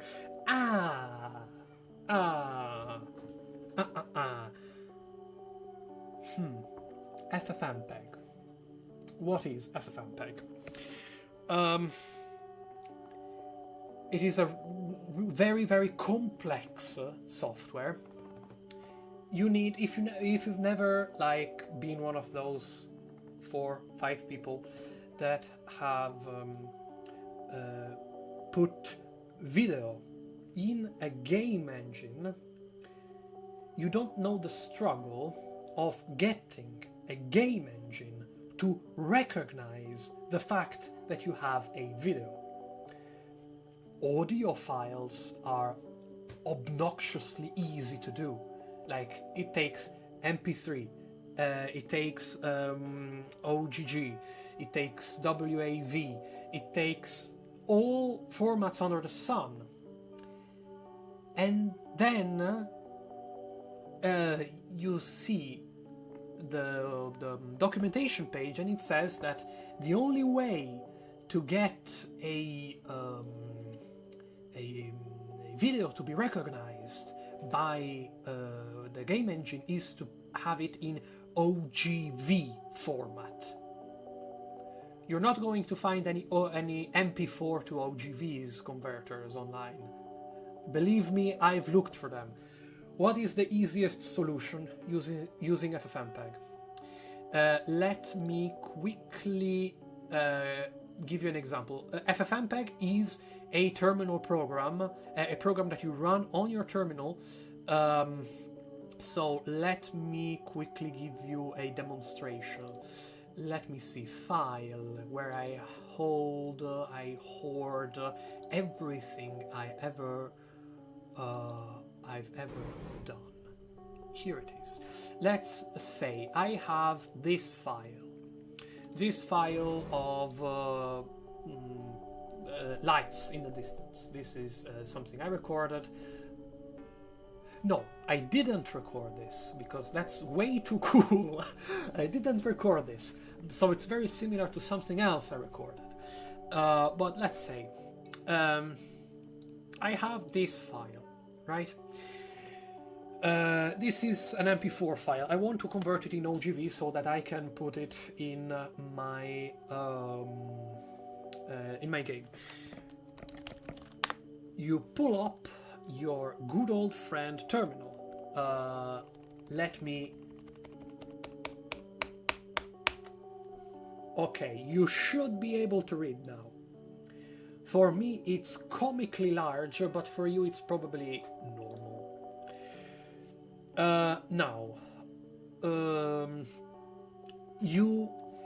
How do you get how do you get FFmpeg? If you're on Linux, everything's easier because you just sudo apt-get FFmpeg. It's already installed. Instead, on Windows you have to winget install FFmpeg. You run this, you hit OK. I don't need to do this because I've already installed it. And then you say, let me see.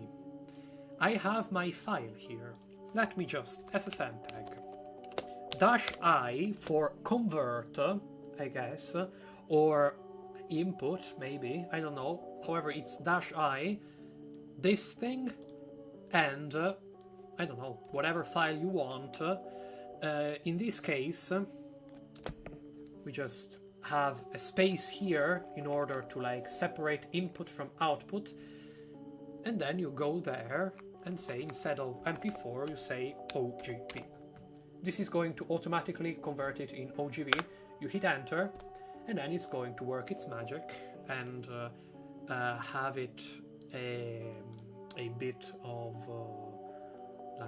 here it's telling you how quickly it's doing, but just let it work its magic. In a bit, when it's not doing anything anymore, it's done, and you have an OGV file.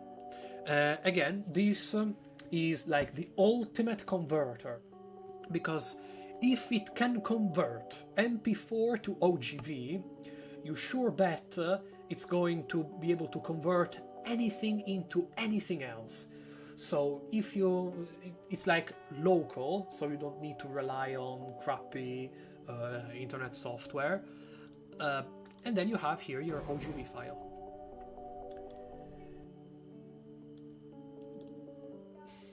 Looks simple enough. I was expecting some software that looks that visually looks like a plane cockpit. there's software on Linux that is like that. HTOP especially, it looks like a plain cockpit, and it also works like one from what I could tell, but I've never been able to like understand HTOP. It's like a task manager for Linux, but with terminals, because it's cooler, I guess. But you don't need like, the problem with Linux people. It's because a lot of people are like elitists. When people have been working so hard and got so far, and in the end it did matter, because there are a lot of very cool software that are able to make your life infinitely easier. You just the problem with Linux is that you need to know what you're looking for. Like, if you don't know what a Proton compatibility layer is, you wouldn't even look for it, and you need to like look for on forums or whatever. But Linux sounds way harder than what it is, and in my experience, if it works, great. If it doesn't work, you're out of luck. Quick side tangent again. You see this wonderful ThinkPad. Yes, this is a ThinkPad. This is a ThinkPad T460S. I love this machine. I love it after having a horrible Acer laptop. It's I put a sticker on it, but it's an Acer laptop. It's horrible because it just won't work. It gave me nothing but headaches. This gave me headaches too, but because I was looking for those headaches, because I wanted to use Linux. In my experience, Linux on laptop is on newer laptops.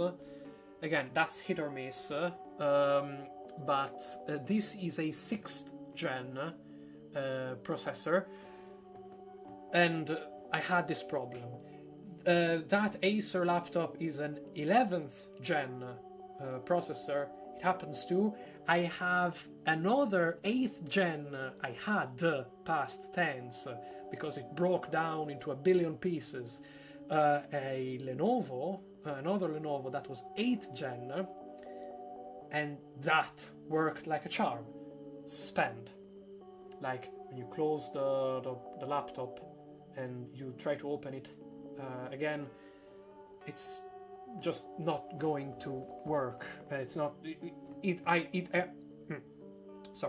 either won't wake up, like everything is frozen, or like it just wakes up, the screen lights up, and then you can't do anything, or it just will not shut up. It will not shut down. It will not go to sleep. I tried. Years of my life I've spent trying to troubleshoot this, trying to put Linux on that Asus, it's not Asus, it's Acer laptop. I wasn't able to do it. I'm sorry. I tried everything I could do. So again, the Linux experience, however, taught me that a very, very, very cool way to get software is through terminal. It looks like you're hacking the government, but it's really not that complicated.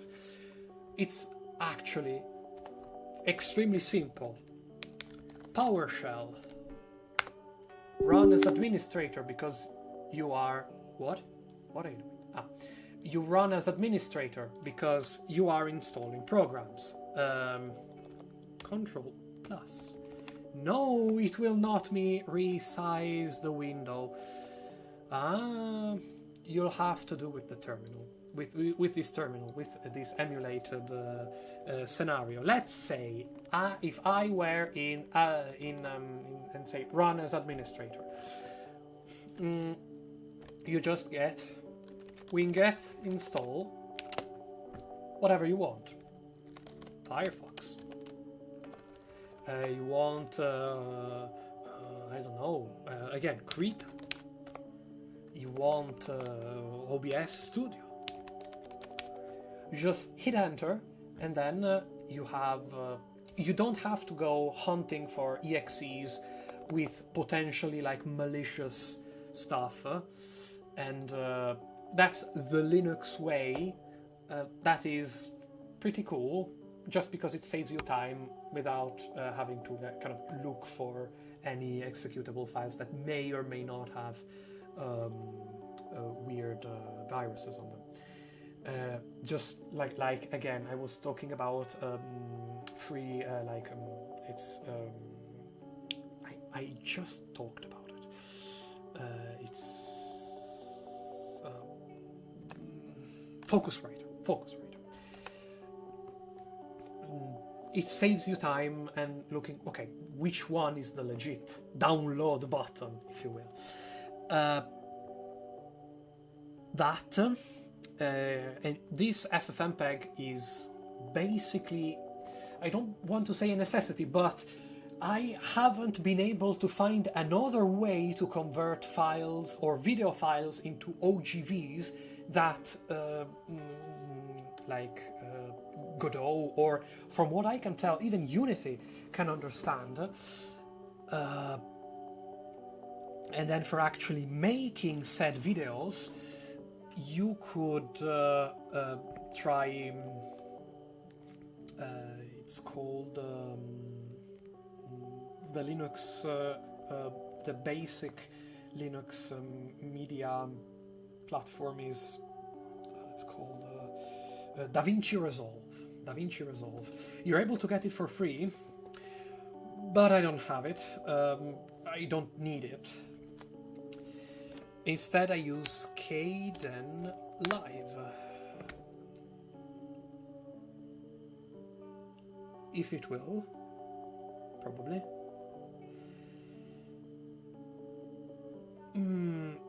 It's honestly okay. I have problems with this software. It's very counterintuitive. My God, it's small even for me. I don't know what it's probably the scaling, but it's problematic even for me because it's like very counterintuitive to use. You have to kind of get very much adjusted to like having your effects in a tab instead of another, and it's a very like no, I don't want to say unstable because it's not. It's just hard to navigate. And another problem I have with it is that file sizes tend to become incredibly large. In a game environment, as you can probably imagine, that's a bit of a big problem, but I use it very rarely, so, and for very like minor things, so I guess it's not that again, I use it. It's not very much it's not a core part of my workflow. And yeah, that basically covers everything I wanted to talk about. That is like my workflow. That's how I work. That's the software that I use. And what are you filming with? This, my phone. Again, what do you record your audios with? You guessed it, my phone. This is an S10 from 2019. It hasn't gotten updates for a long while. and but it works perfectly fine. It has a headphone jack. It does have a headphone jack and an SD card slot and a dual SIM. You can have all three at once.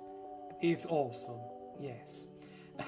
The problem is that it doesn't get any more software updates, but again, I haven't had any compatibility issues because it's like, oh, the applications will not support your version of Android anymore. I haven't had any problem, even with like banking apps or whatever. It's just it just works. It just has a dated interface, but who cares? Yeah, I just and that's I almost forgot. How do you transfer files from your phone to your desktop? AirDrop. AirDrop, you say? But that's an Apple exclusive feature. I want to say we Linux people while running Windows, but we have the technology. It's called Local Send. It's going to give you one stupid name, but as long as you have Local Send open on your on any device, and I mean any device, that includes iPad, Android, Linux, Windows, anything you can think of. You have that open, you can send this one. This one is this.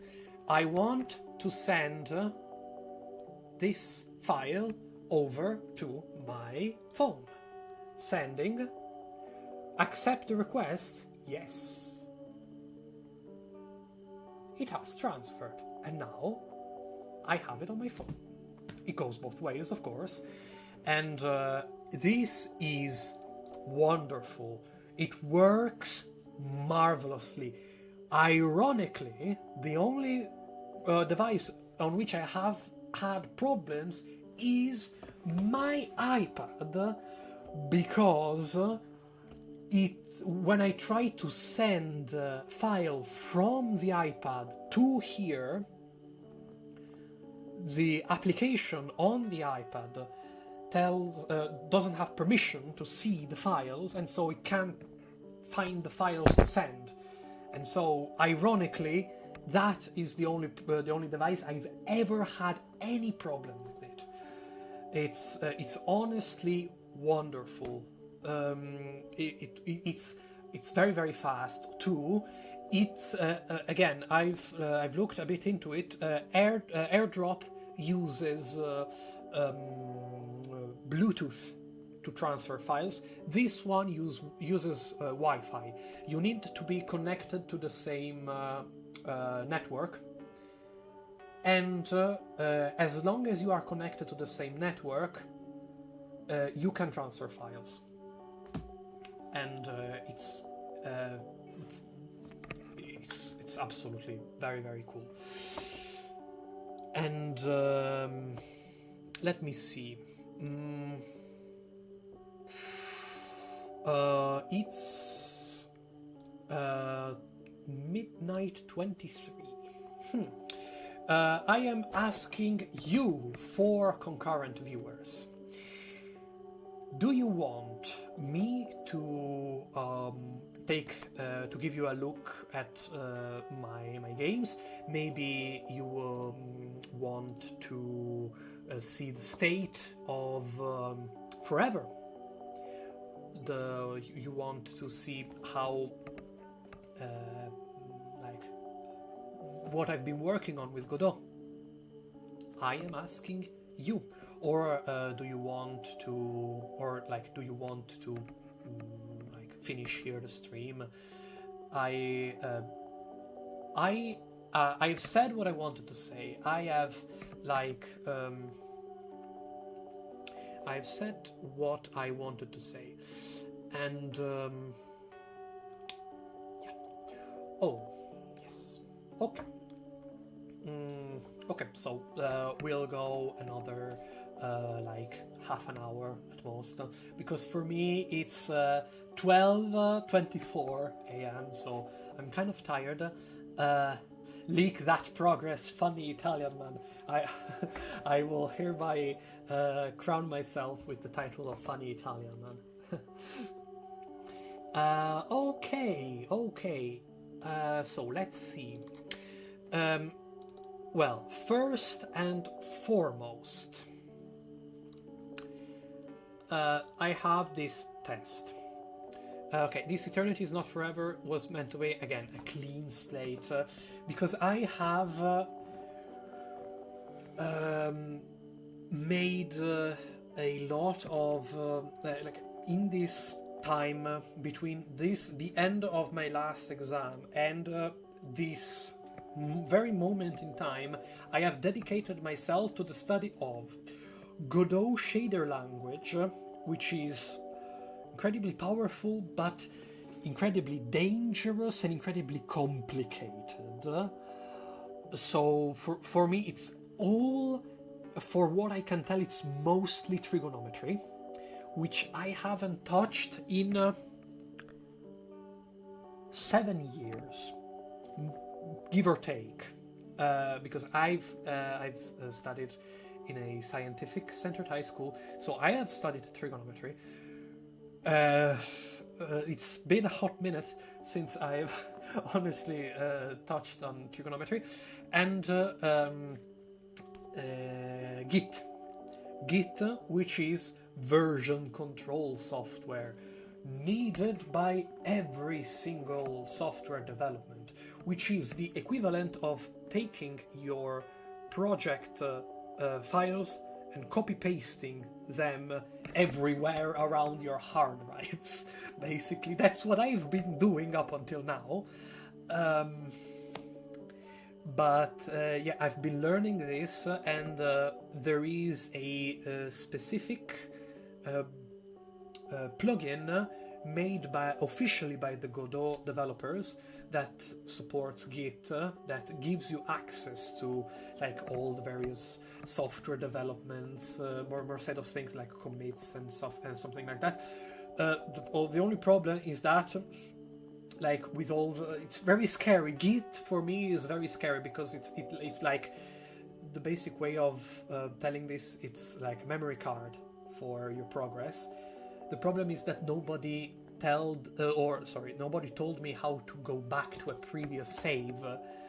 Now that I know how to go back to a previous save, I have a little bit more confidence. So, forever. Here you are going to see a lot of things. Here it is. The code for this. The code for player movement specifically is horrendous, to put it lightly. It is complete. It works. It does work. It also looks like this, if I can find it. This.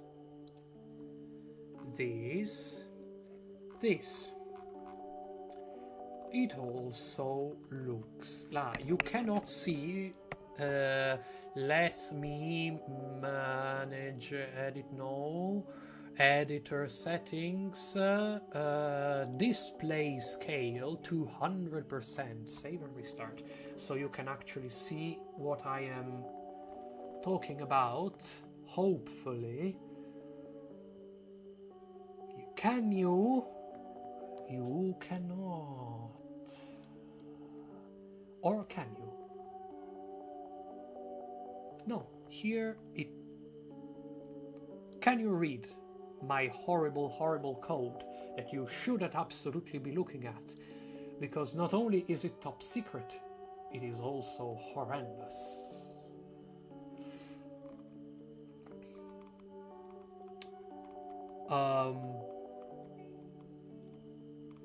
So this is just spaghetti code. It does work, but it's because I wanted to implement a lot of features. What it does,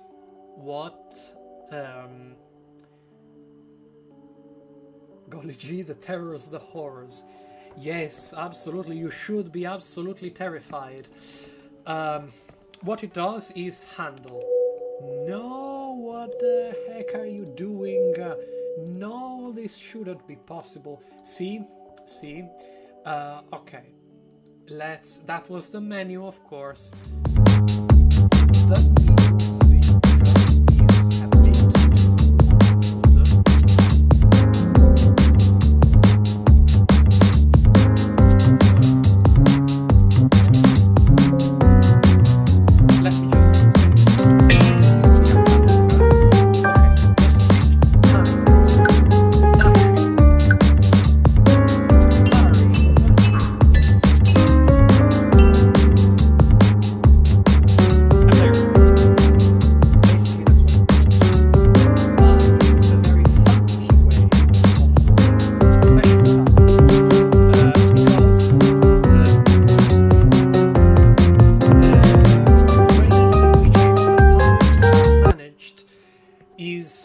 parries of a rhythm game.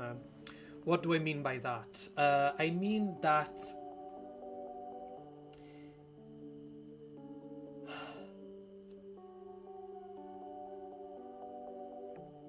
I know. It's very, very loud. I was trying to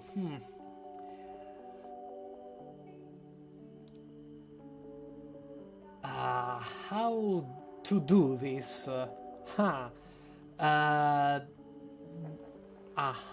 Okay. Let's see. Let's work from the bottom up.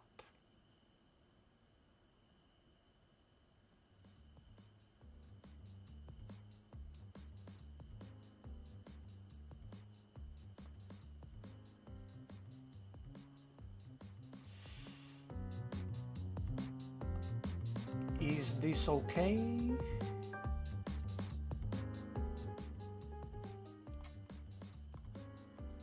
Is it better?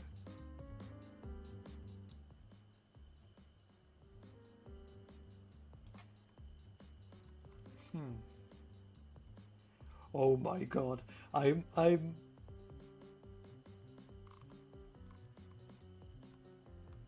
looking at the okay. I'm looking at the sliders. Yes, there's no way in any. Sorry. Please.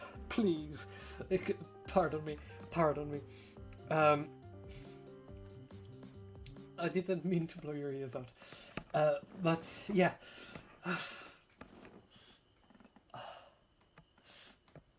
Sorry.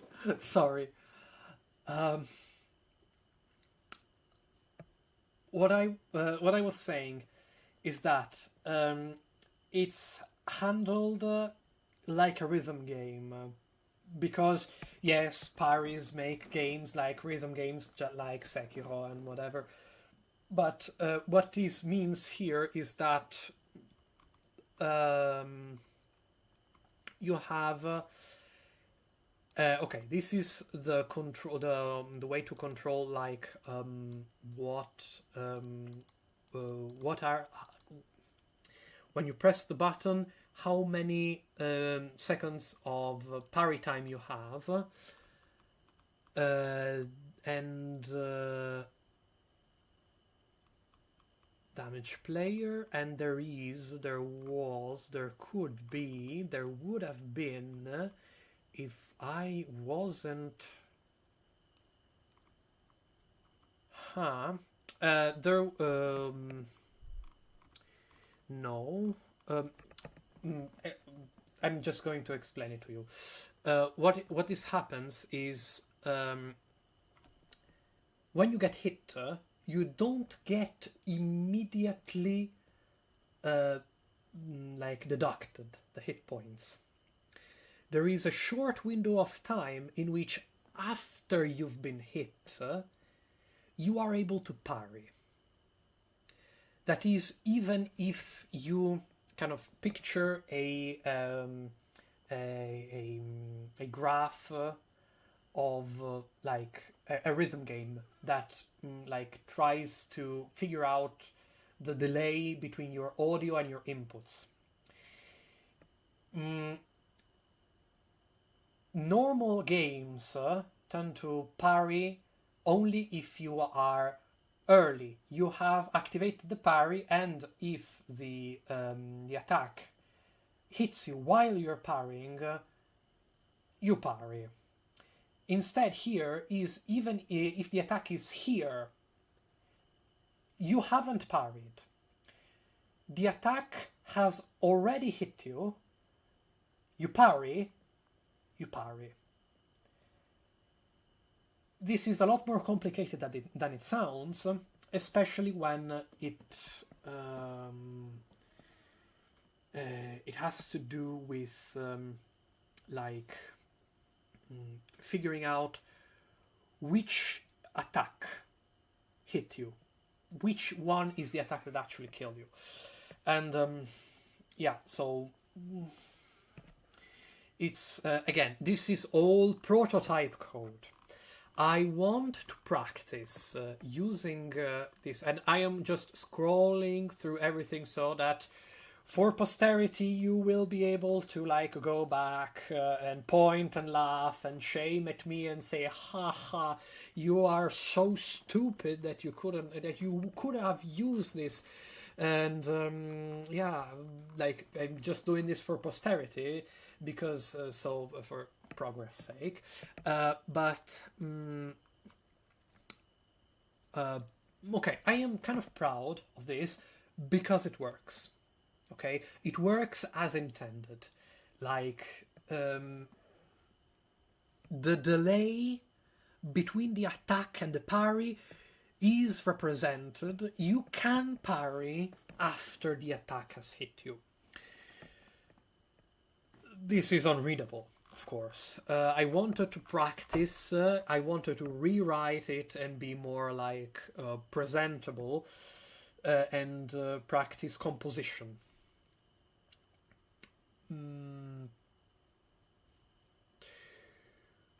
Composition meaning instead of having one very big like 348 line script, have no, sorry, this is the battle thing.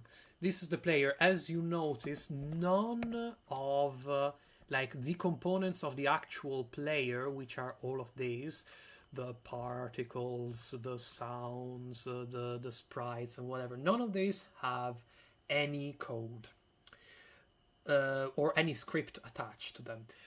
I kind of am used to this just because you have everything in one place, and one could say, instead of having to debug 300 scripts, you have to debug one big script.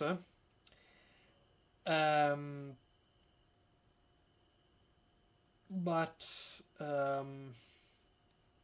yeah, people have been saying that it's kind of the objectively better way to do things, so I guess I can try. But again, I am going to rewrite this all again, and especially the code for the bullets. The code for the bullets to me is mysterious. It's very, very hard to code a bullet. Like, to have it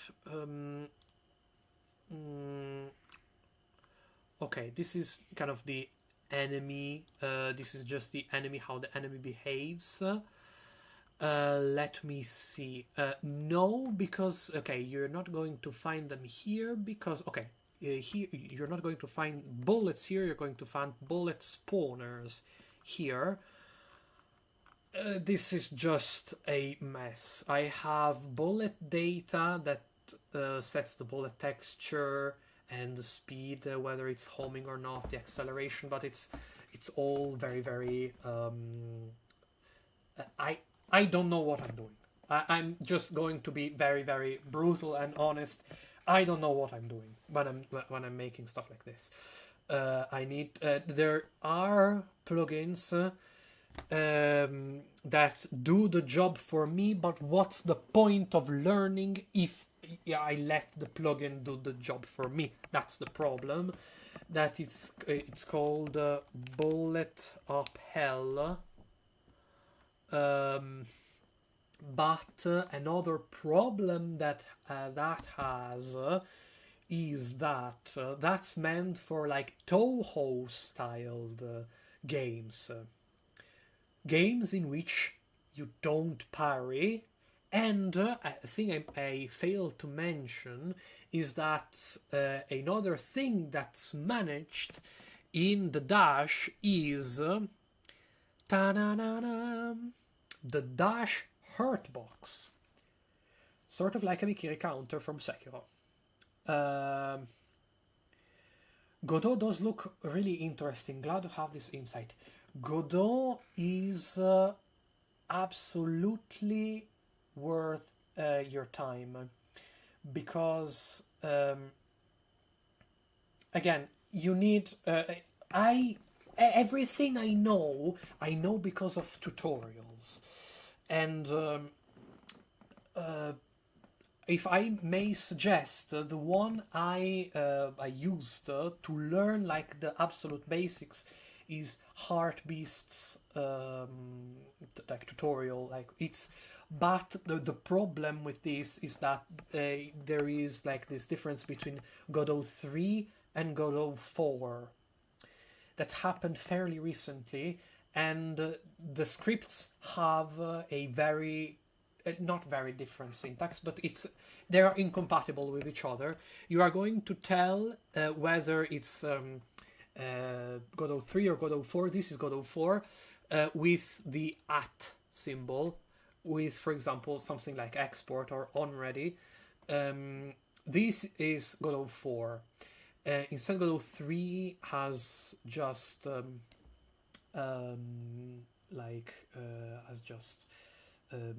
it doesn't have that, and a lot of tools are reworked, especially if you're working in 2D. This is going to be relevant because the tile set, the tile, how tiles are done is completely different from Godot 3 to Godot 4.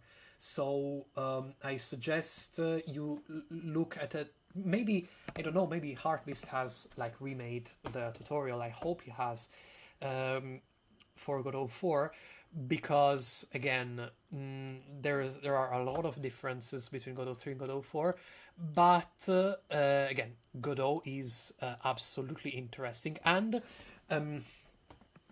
with RPG Maker, unlike with RPG Maker, like the point of passing, for me at least, I pass from RPG Maker to Godot. It's like from passing to Windows to Linux. It's like there is a lot more stuff you can do. You have everything at your fingertips. You are able to do whatever you want. You want to make this. You want to make this abomination. Go for it. Nobody's stopping you. You need to be conscious of the responsibility, however, to do this kind of stuff. And you need to like learn best practices. Like there is an older version of Forever in which I remade basically 1-to-1 the original the original from RPG Maker, and I had the greatest idea that I ever had. That is to ooh, this tile set looks very cool. Let me go and put tile size, I don't know, 5 by 5 pixels, and put a little bit of rocks here and there to make a bit of ambience and whatever. 2 FPS. What? And it didn't even occur to me that that could have been a problem. And but yeah, that's something you need to take into consideration. And yeah, for now, if I may, let's run the game. F4, as always, to full screen. But then I cannot hear anything myself, please. Okay. This is the main menu. Are you, are you like deafened by this visage? Is the audio...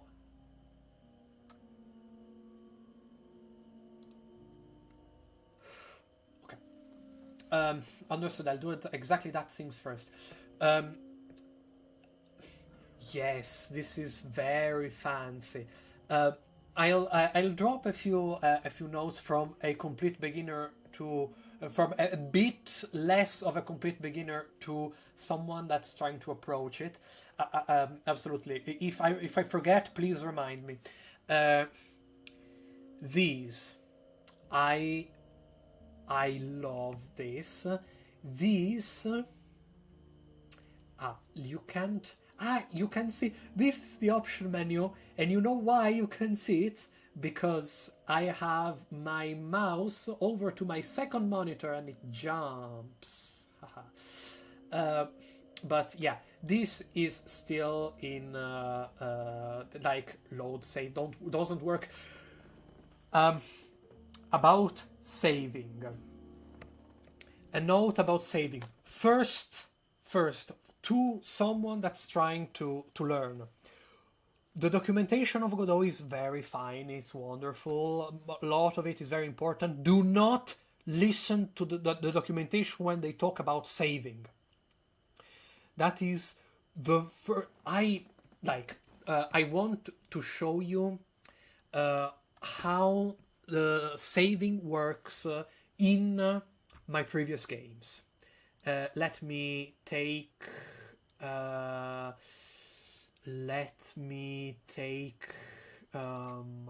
games. I do like all this 3D mouse cursor following mechanic you've been adding to your games. That is, I'm going to show you how I've done it. That is deceptively simple to do. Let me see. The UI, I love designing UI. Where is it?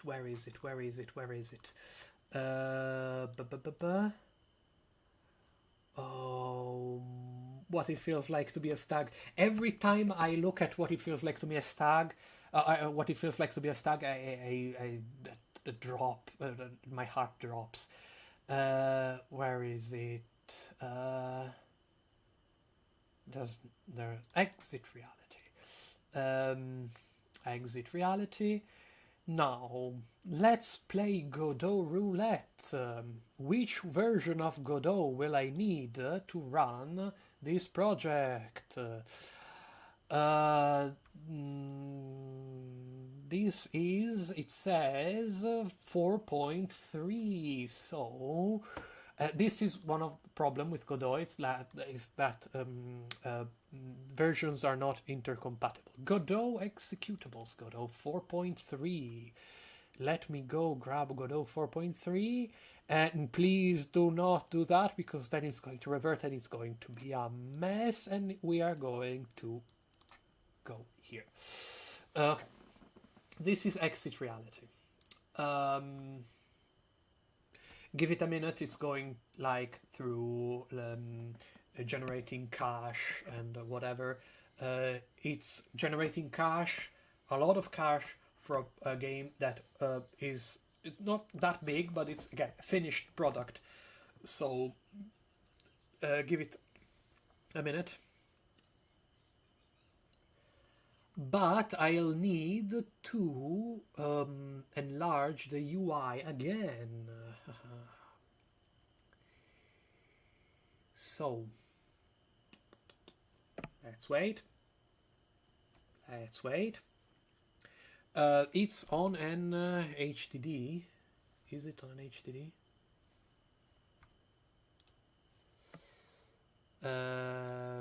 Yes, it is on an HDD. So, yeah, we are going to ignore that.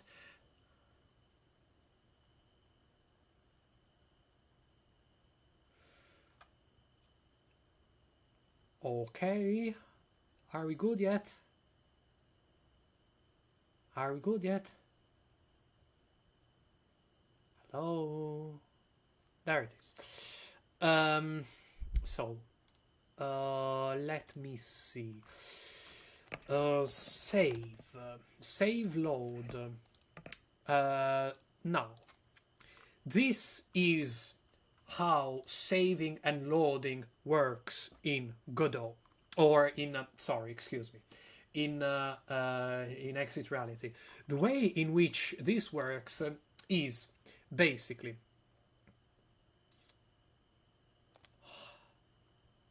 why are you telling me this?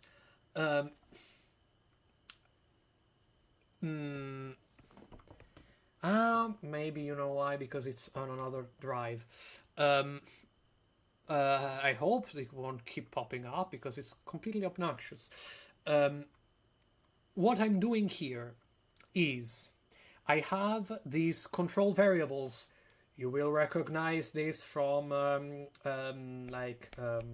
RPG Maker. This is what I've been doing, is just RPG Maker. It's just a bunch of true, false, true, false, true, false, true, false, so that all the menus and world behaves accordingly. Like, if... no, don't wow at this, because this is horrible to do. And I have done this because the Godot documentation told me to do that.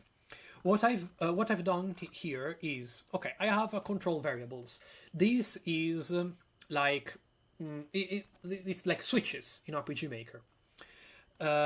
True, false, true, false, true, false, true, false. All of these are true and falses. Okay?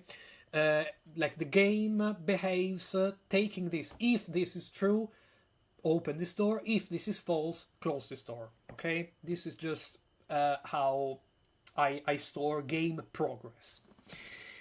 Then, in save load, what I have done here is the worst thing you can possibly do. That is, this forced me to postpone creating the save file or the save system to the very end of development, because here there is every single variable that there is inside the control variables script. Every single one of them, it is storing in a dictionary, and then I basically just copy pasted the tutorial. It basically stores them as a JSON file, which is like a standard file across the internet in order to send and receive data. It's opening the save plus save index, like save 1, 2, 3, 4, etc.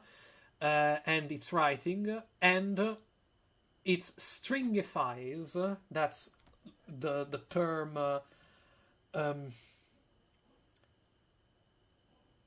That's exactly what I've been feeling. It's say, wow, there's no way that's the best way to do it exactly, and I'm going to show you what the best way to do it is.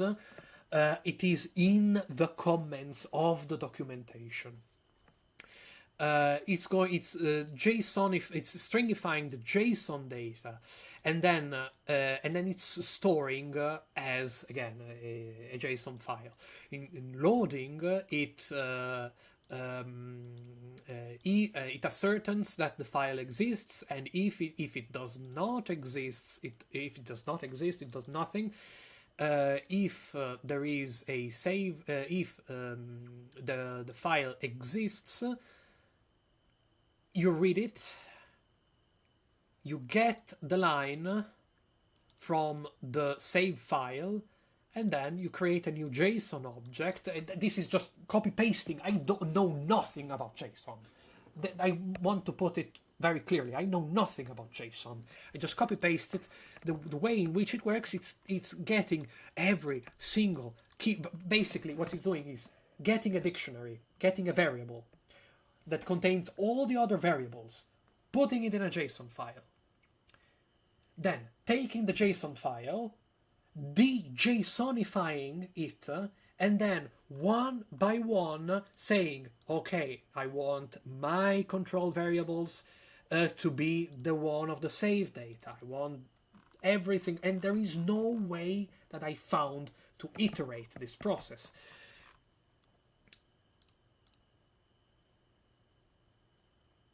This is horrible.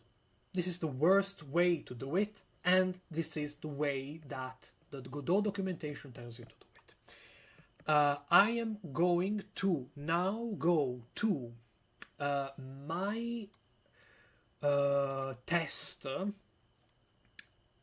project, because that's what I was testing. Again, this is in the comments of the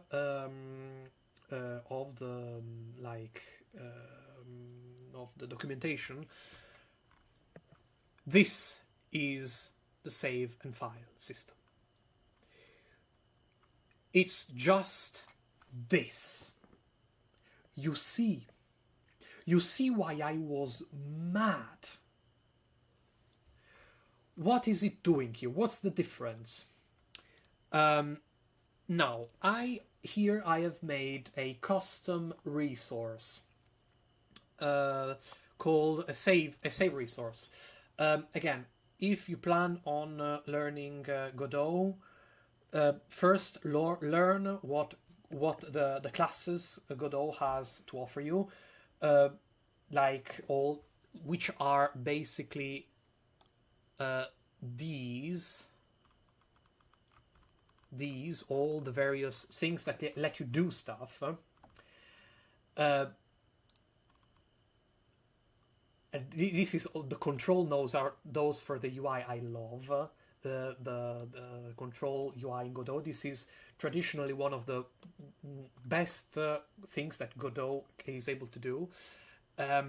What he's doing here is I am creating a new resource. This is just a file which contains, I gave it a class, save resource. Here there is everything that I want to be saved. In this case, since it's just a test, I put score, just a score. But you can do everything in it. You can modify just this resource and add every single thing that you need to be saved right here. Then, on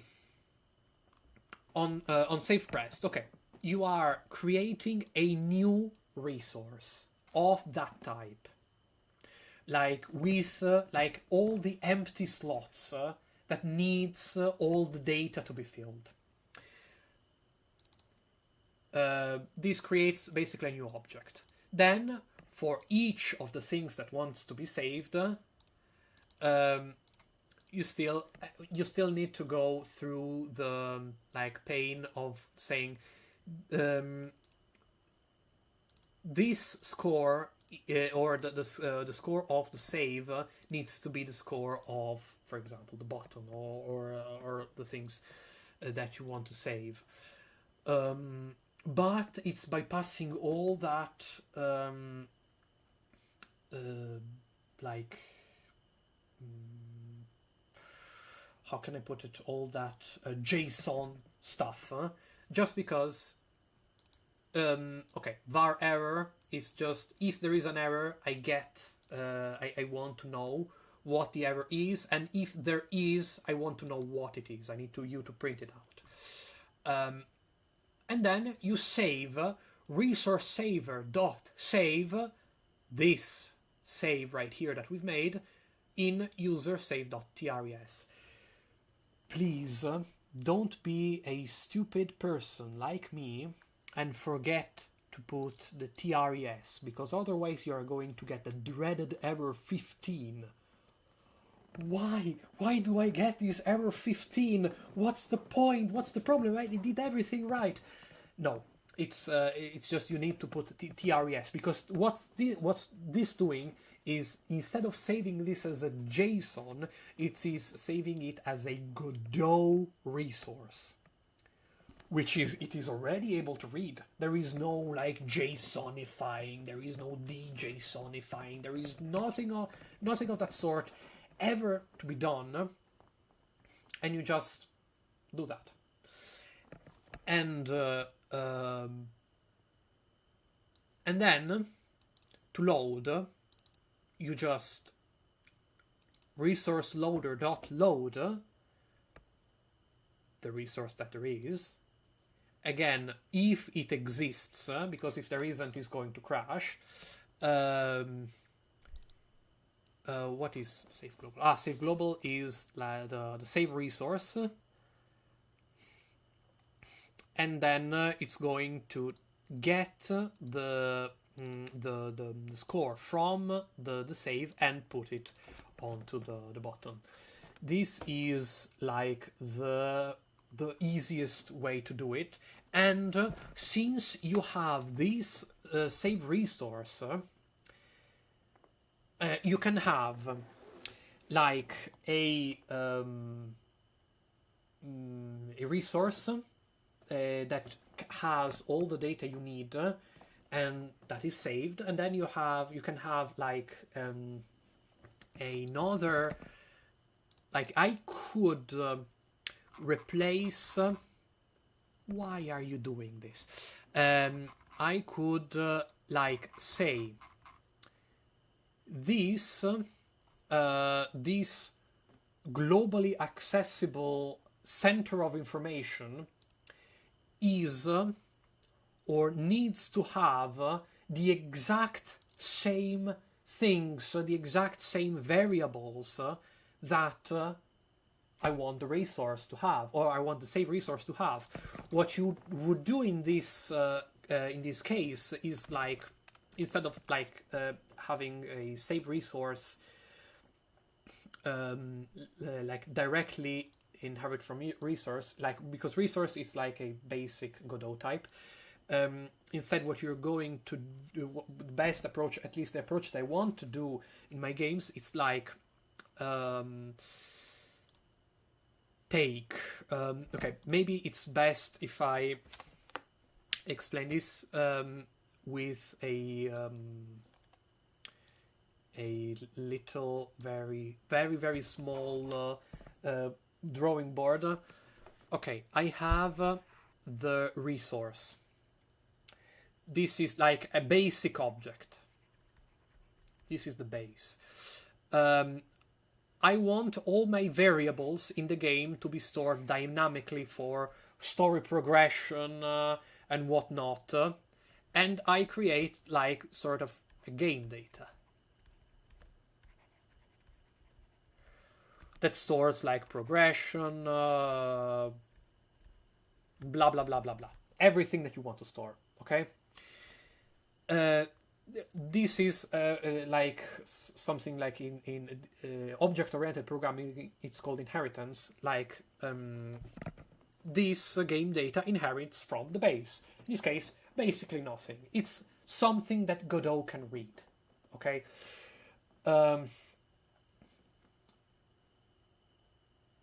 I was so locked in on the session that my phone battery died.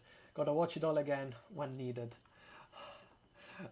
That's horrible when it works, when it does that.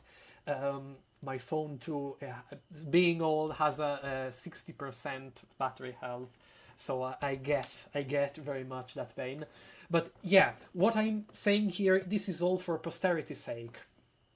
Okay, this is all for, like, being on YouTube is like, you can go and rewatch it later. You can do whatever you want with it.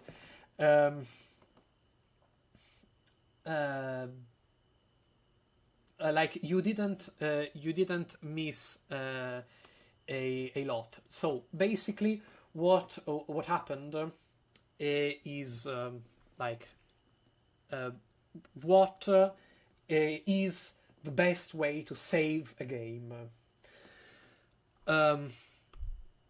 So you have the base resource.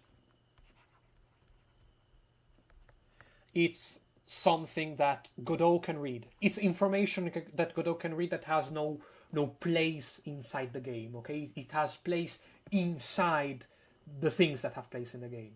Like, it is the data of the character. It is the health of the character. Okay, this is what typically is used as an extension of the resource.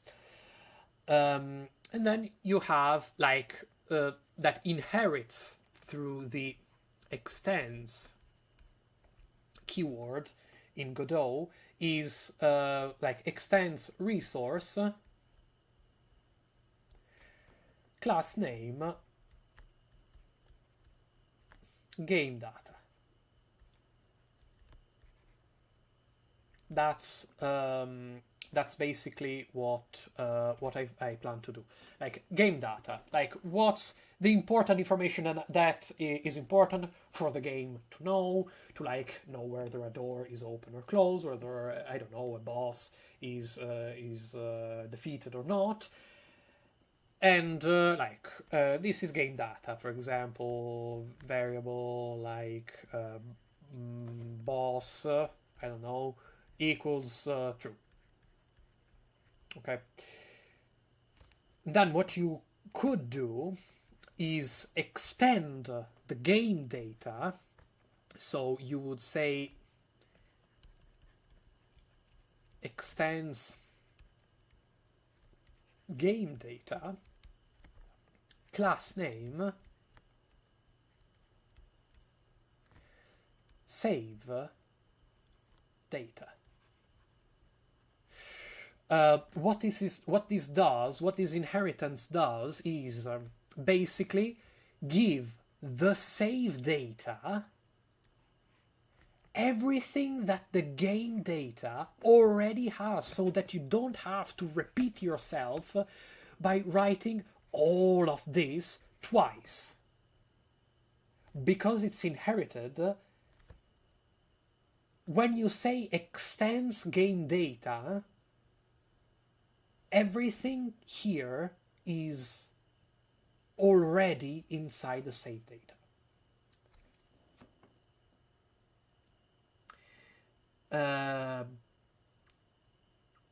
So you could store save data like this, and then and this is the benefit of this, is that it is dynamic. What does it mean for it to be dynamic? Is that when you are working on the game and need to say, oh, well, I need to go back and let me add I don't know, a bros, like a Super Mario Bros. I need to place bros equal to, I need to add this variable for whatever reason. Before I needed to like go behind or go like through all the various like things and to like duplicate the various variables twice, once for loading and once for saving. Again with this, why are you doing? Well, let's just let's just close this, okay? Before I had to do it twice, once for loading and once for saving. Instead, here you just modify what is important, and then because it extends, because it is an extension, the save data that is created inherits all the variables of the game data. So you don't have to copy them, because the game engine already copies that for you, because it is seen as an extension of something that already exists. And so you can save this data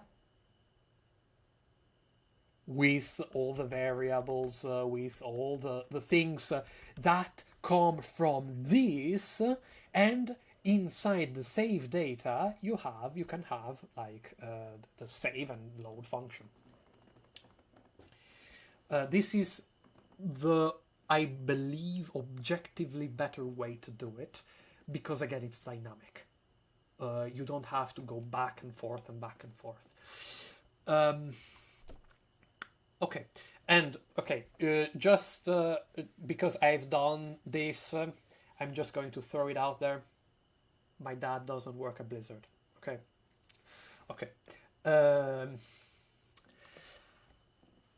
So again, this was just a test to test if it works, and it's a good thing that I tested it, because now I know that I have to put .tres at the end here when I tell it to save, because otherwise I get dreaded error 15. So, and TRES, what? It's a reference. It's a reference of a popular streamer that has had all this controversy. Because again, I am a very good game developer. I am going to show you all the good code that I can make. And by the way, did I mention that I worked 7 years at Blizzard, because my dad was a very, very prominent figure in Blizzard, and a deep voice included, might I add. And so this is okay. Again, the way in which I implemented it here works again if I just have this one variable to store, but again it's just one. Instead, if you have multiple variables, this would be the way to go. So I'm not going to do that because it's kind of late, and I'm going to close this for now, and instead I am going to show you my game at the very, very end. So Alt F, not Alt F4, just F4. These settings doesn't. I forgot to show you how it works. I've labeled it Room 2D or Room V2. Okay, it's a nightmare to edit because the things in the editor don't align to how they actually show in the game. So let me show you like the main menu. Main menu regular. Okay, let me like begin. Okay, you see how it's all not very aligned here in the editor. This is because of 3D simulation. 3D simulation that Godot does in my stead. The code I use is this. No, it's not this, it's this. What it does is, if you can move, if control variables can move,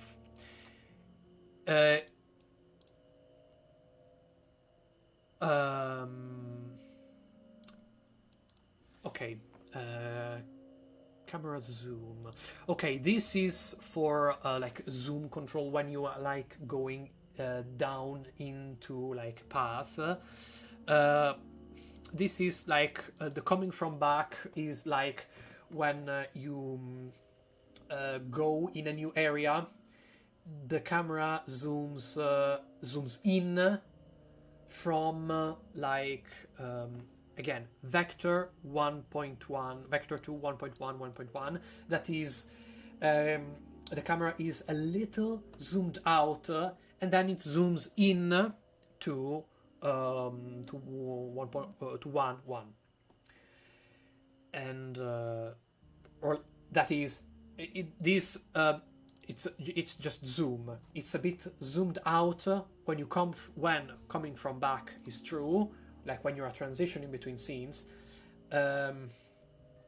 It's a little zoomed out so that it gives you the illusion of like going in, and then it kind of zooms in with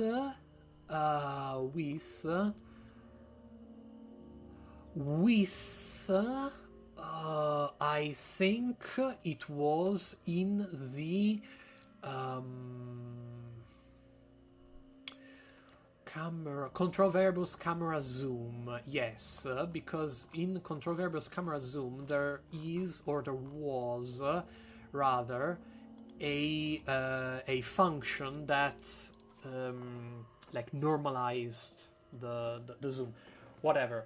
It's just a matter of well, now it's too loud for me. It's just a matter of managing zooms. When you're coming from back, it's a little zoomed out, and it zooms to 0. And when you if you're not going, if you're not coming from back, it zooms into a little bit zoomed in with 0909.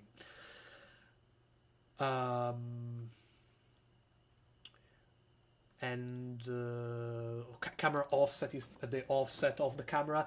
This is used when you're like talking to characters, and the center of the camera is moved manually. I manually moved all of them. I didn't find a way. I didn't think it was like worth to move or to like how can you say it, to like automate the offset. But I didn't bother. I honestly wouldn't even know how to do it. But it's used for like zooming in on one particular character while you are talking to them. And this is the part that actually moves the camera and all the various different things. So it gets the mouse position. And if you can move, it's just if you can move a lot more freely. If you cannot move, you can still look around, but a lot less. This is going to become apparent. This is what determines how much to move. The tendency, I've called it. It doesn't have a battle tendency. No, it doesn't. George reference is not included. So it takes the 0 position, that is the position of the camera that is calculated from the center, even taking into account the offset. That is when you're talking to a character, it's kind of offsetted. So it takes in 0 position, and it takes that minus the mouse, like the distance between the position of the center of the camera and mouse, and then this is what actually moves the camera. $sign camera is like take the camera node and take its global position.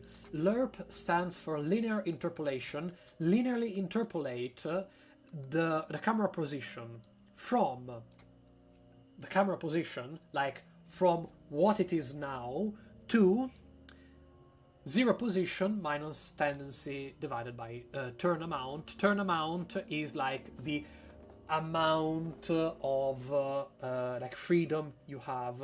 It's like another variable to control how much the amplitude of movement you have.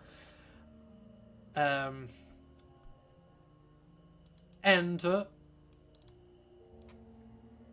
this just in how much time you want to do it. Delta is the like time between one frame and another, and the turn speed is another variable to control that, because by default delta is very, very small, so it's going to be very, very slow. This is basically the exact same thing, but with turn amount times 15 and 7 times delta. That is to be, you need to be very slow, and you turn a lot less because you are not supposed to be able to move, because you're like talking to a character. And then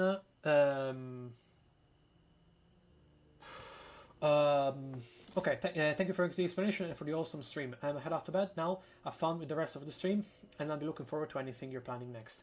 Thank you so much, Als, for everything. And I'm sorry, I just let me, if I may, just before you go to bed, I want to show you one character, just one. That is going to be, I don't know. Okay,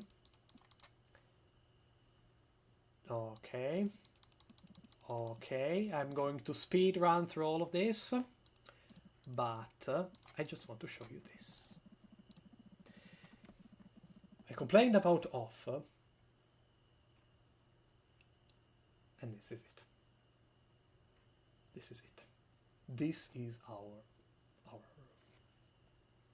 master behind the curtains. Bye, Als. To seek, to strive, to seek, to strive, to seek, to find, and not to yield. Absolutely. Bye. And yeah, so this is basically it. So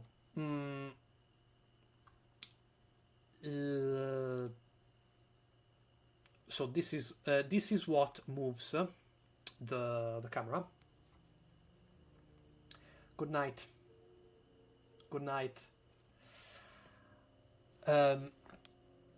Okay, so for posterity's sake, because I haven't published the code anywhere, and like I haven't published the code anywhere just because again it's very it's not, how can I say it, it's not production grade, it's not something that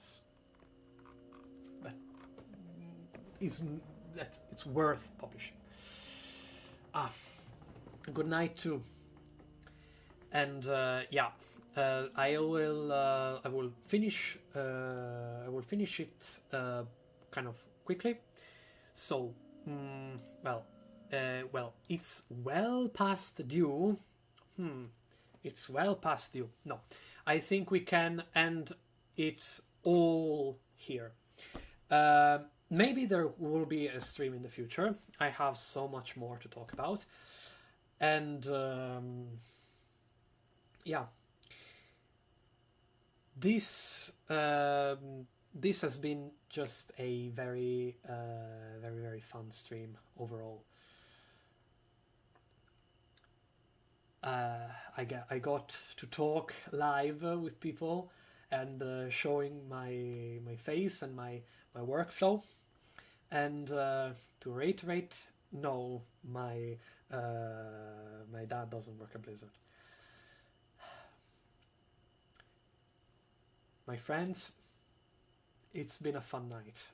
As you can probably not see, because it's way too small, but it's 11:23. It's 1:33 a.m.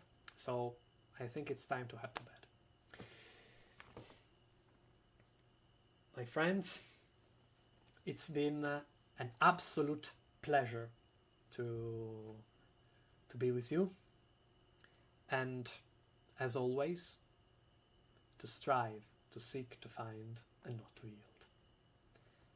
And don't forget, it is never too late to seek a newer world. It's been an honor and a pleasure. Good night, everyone.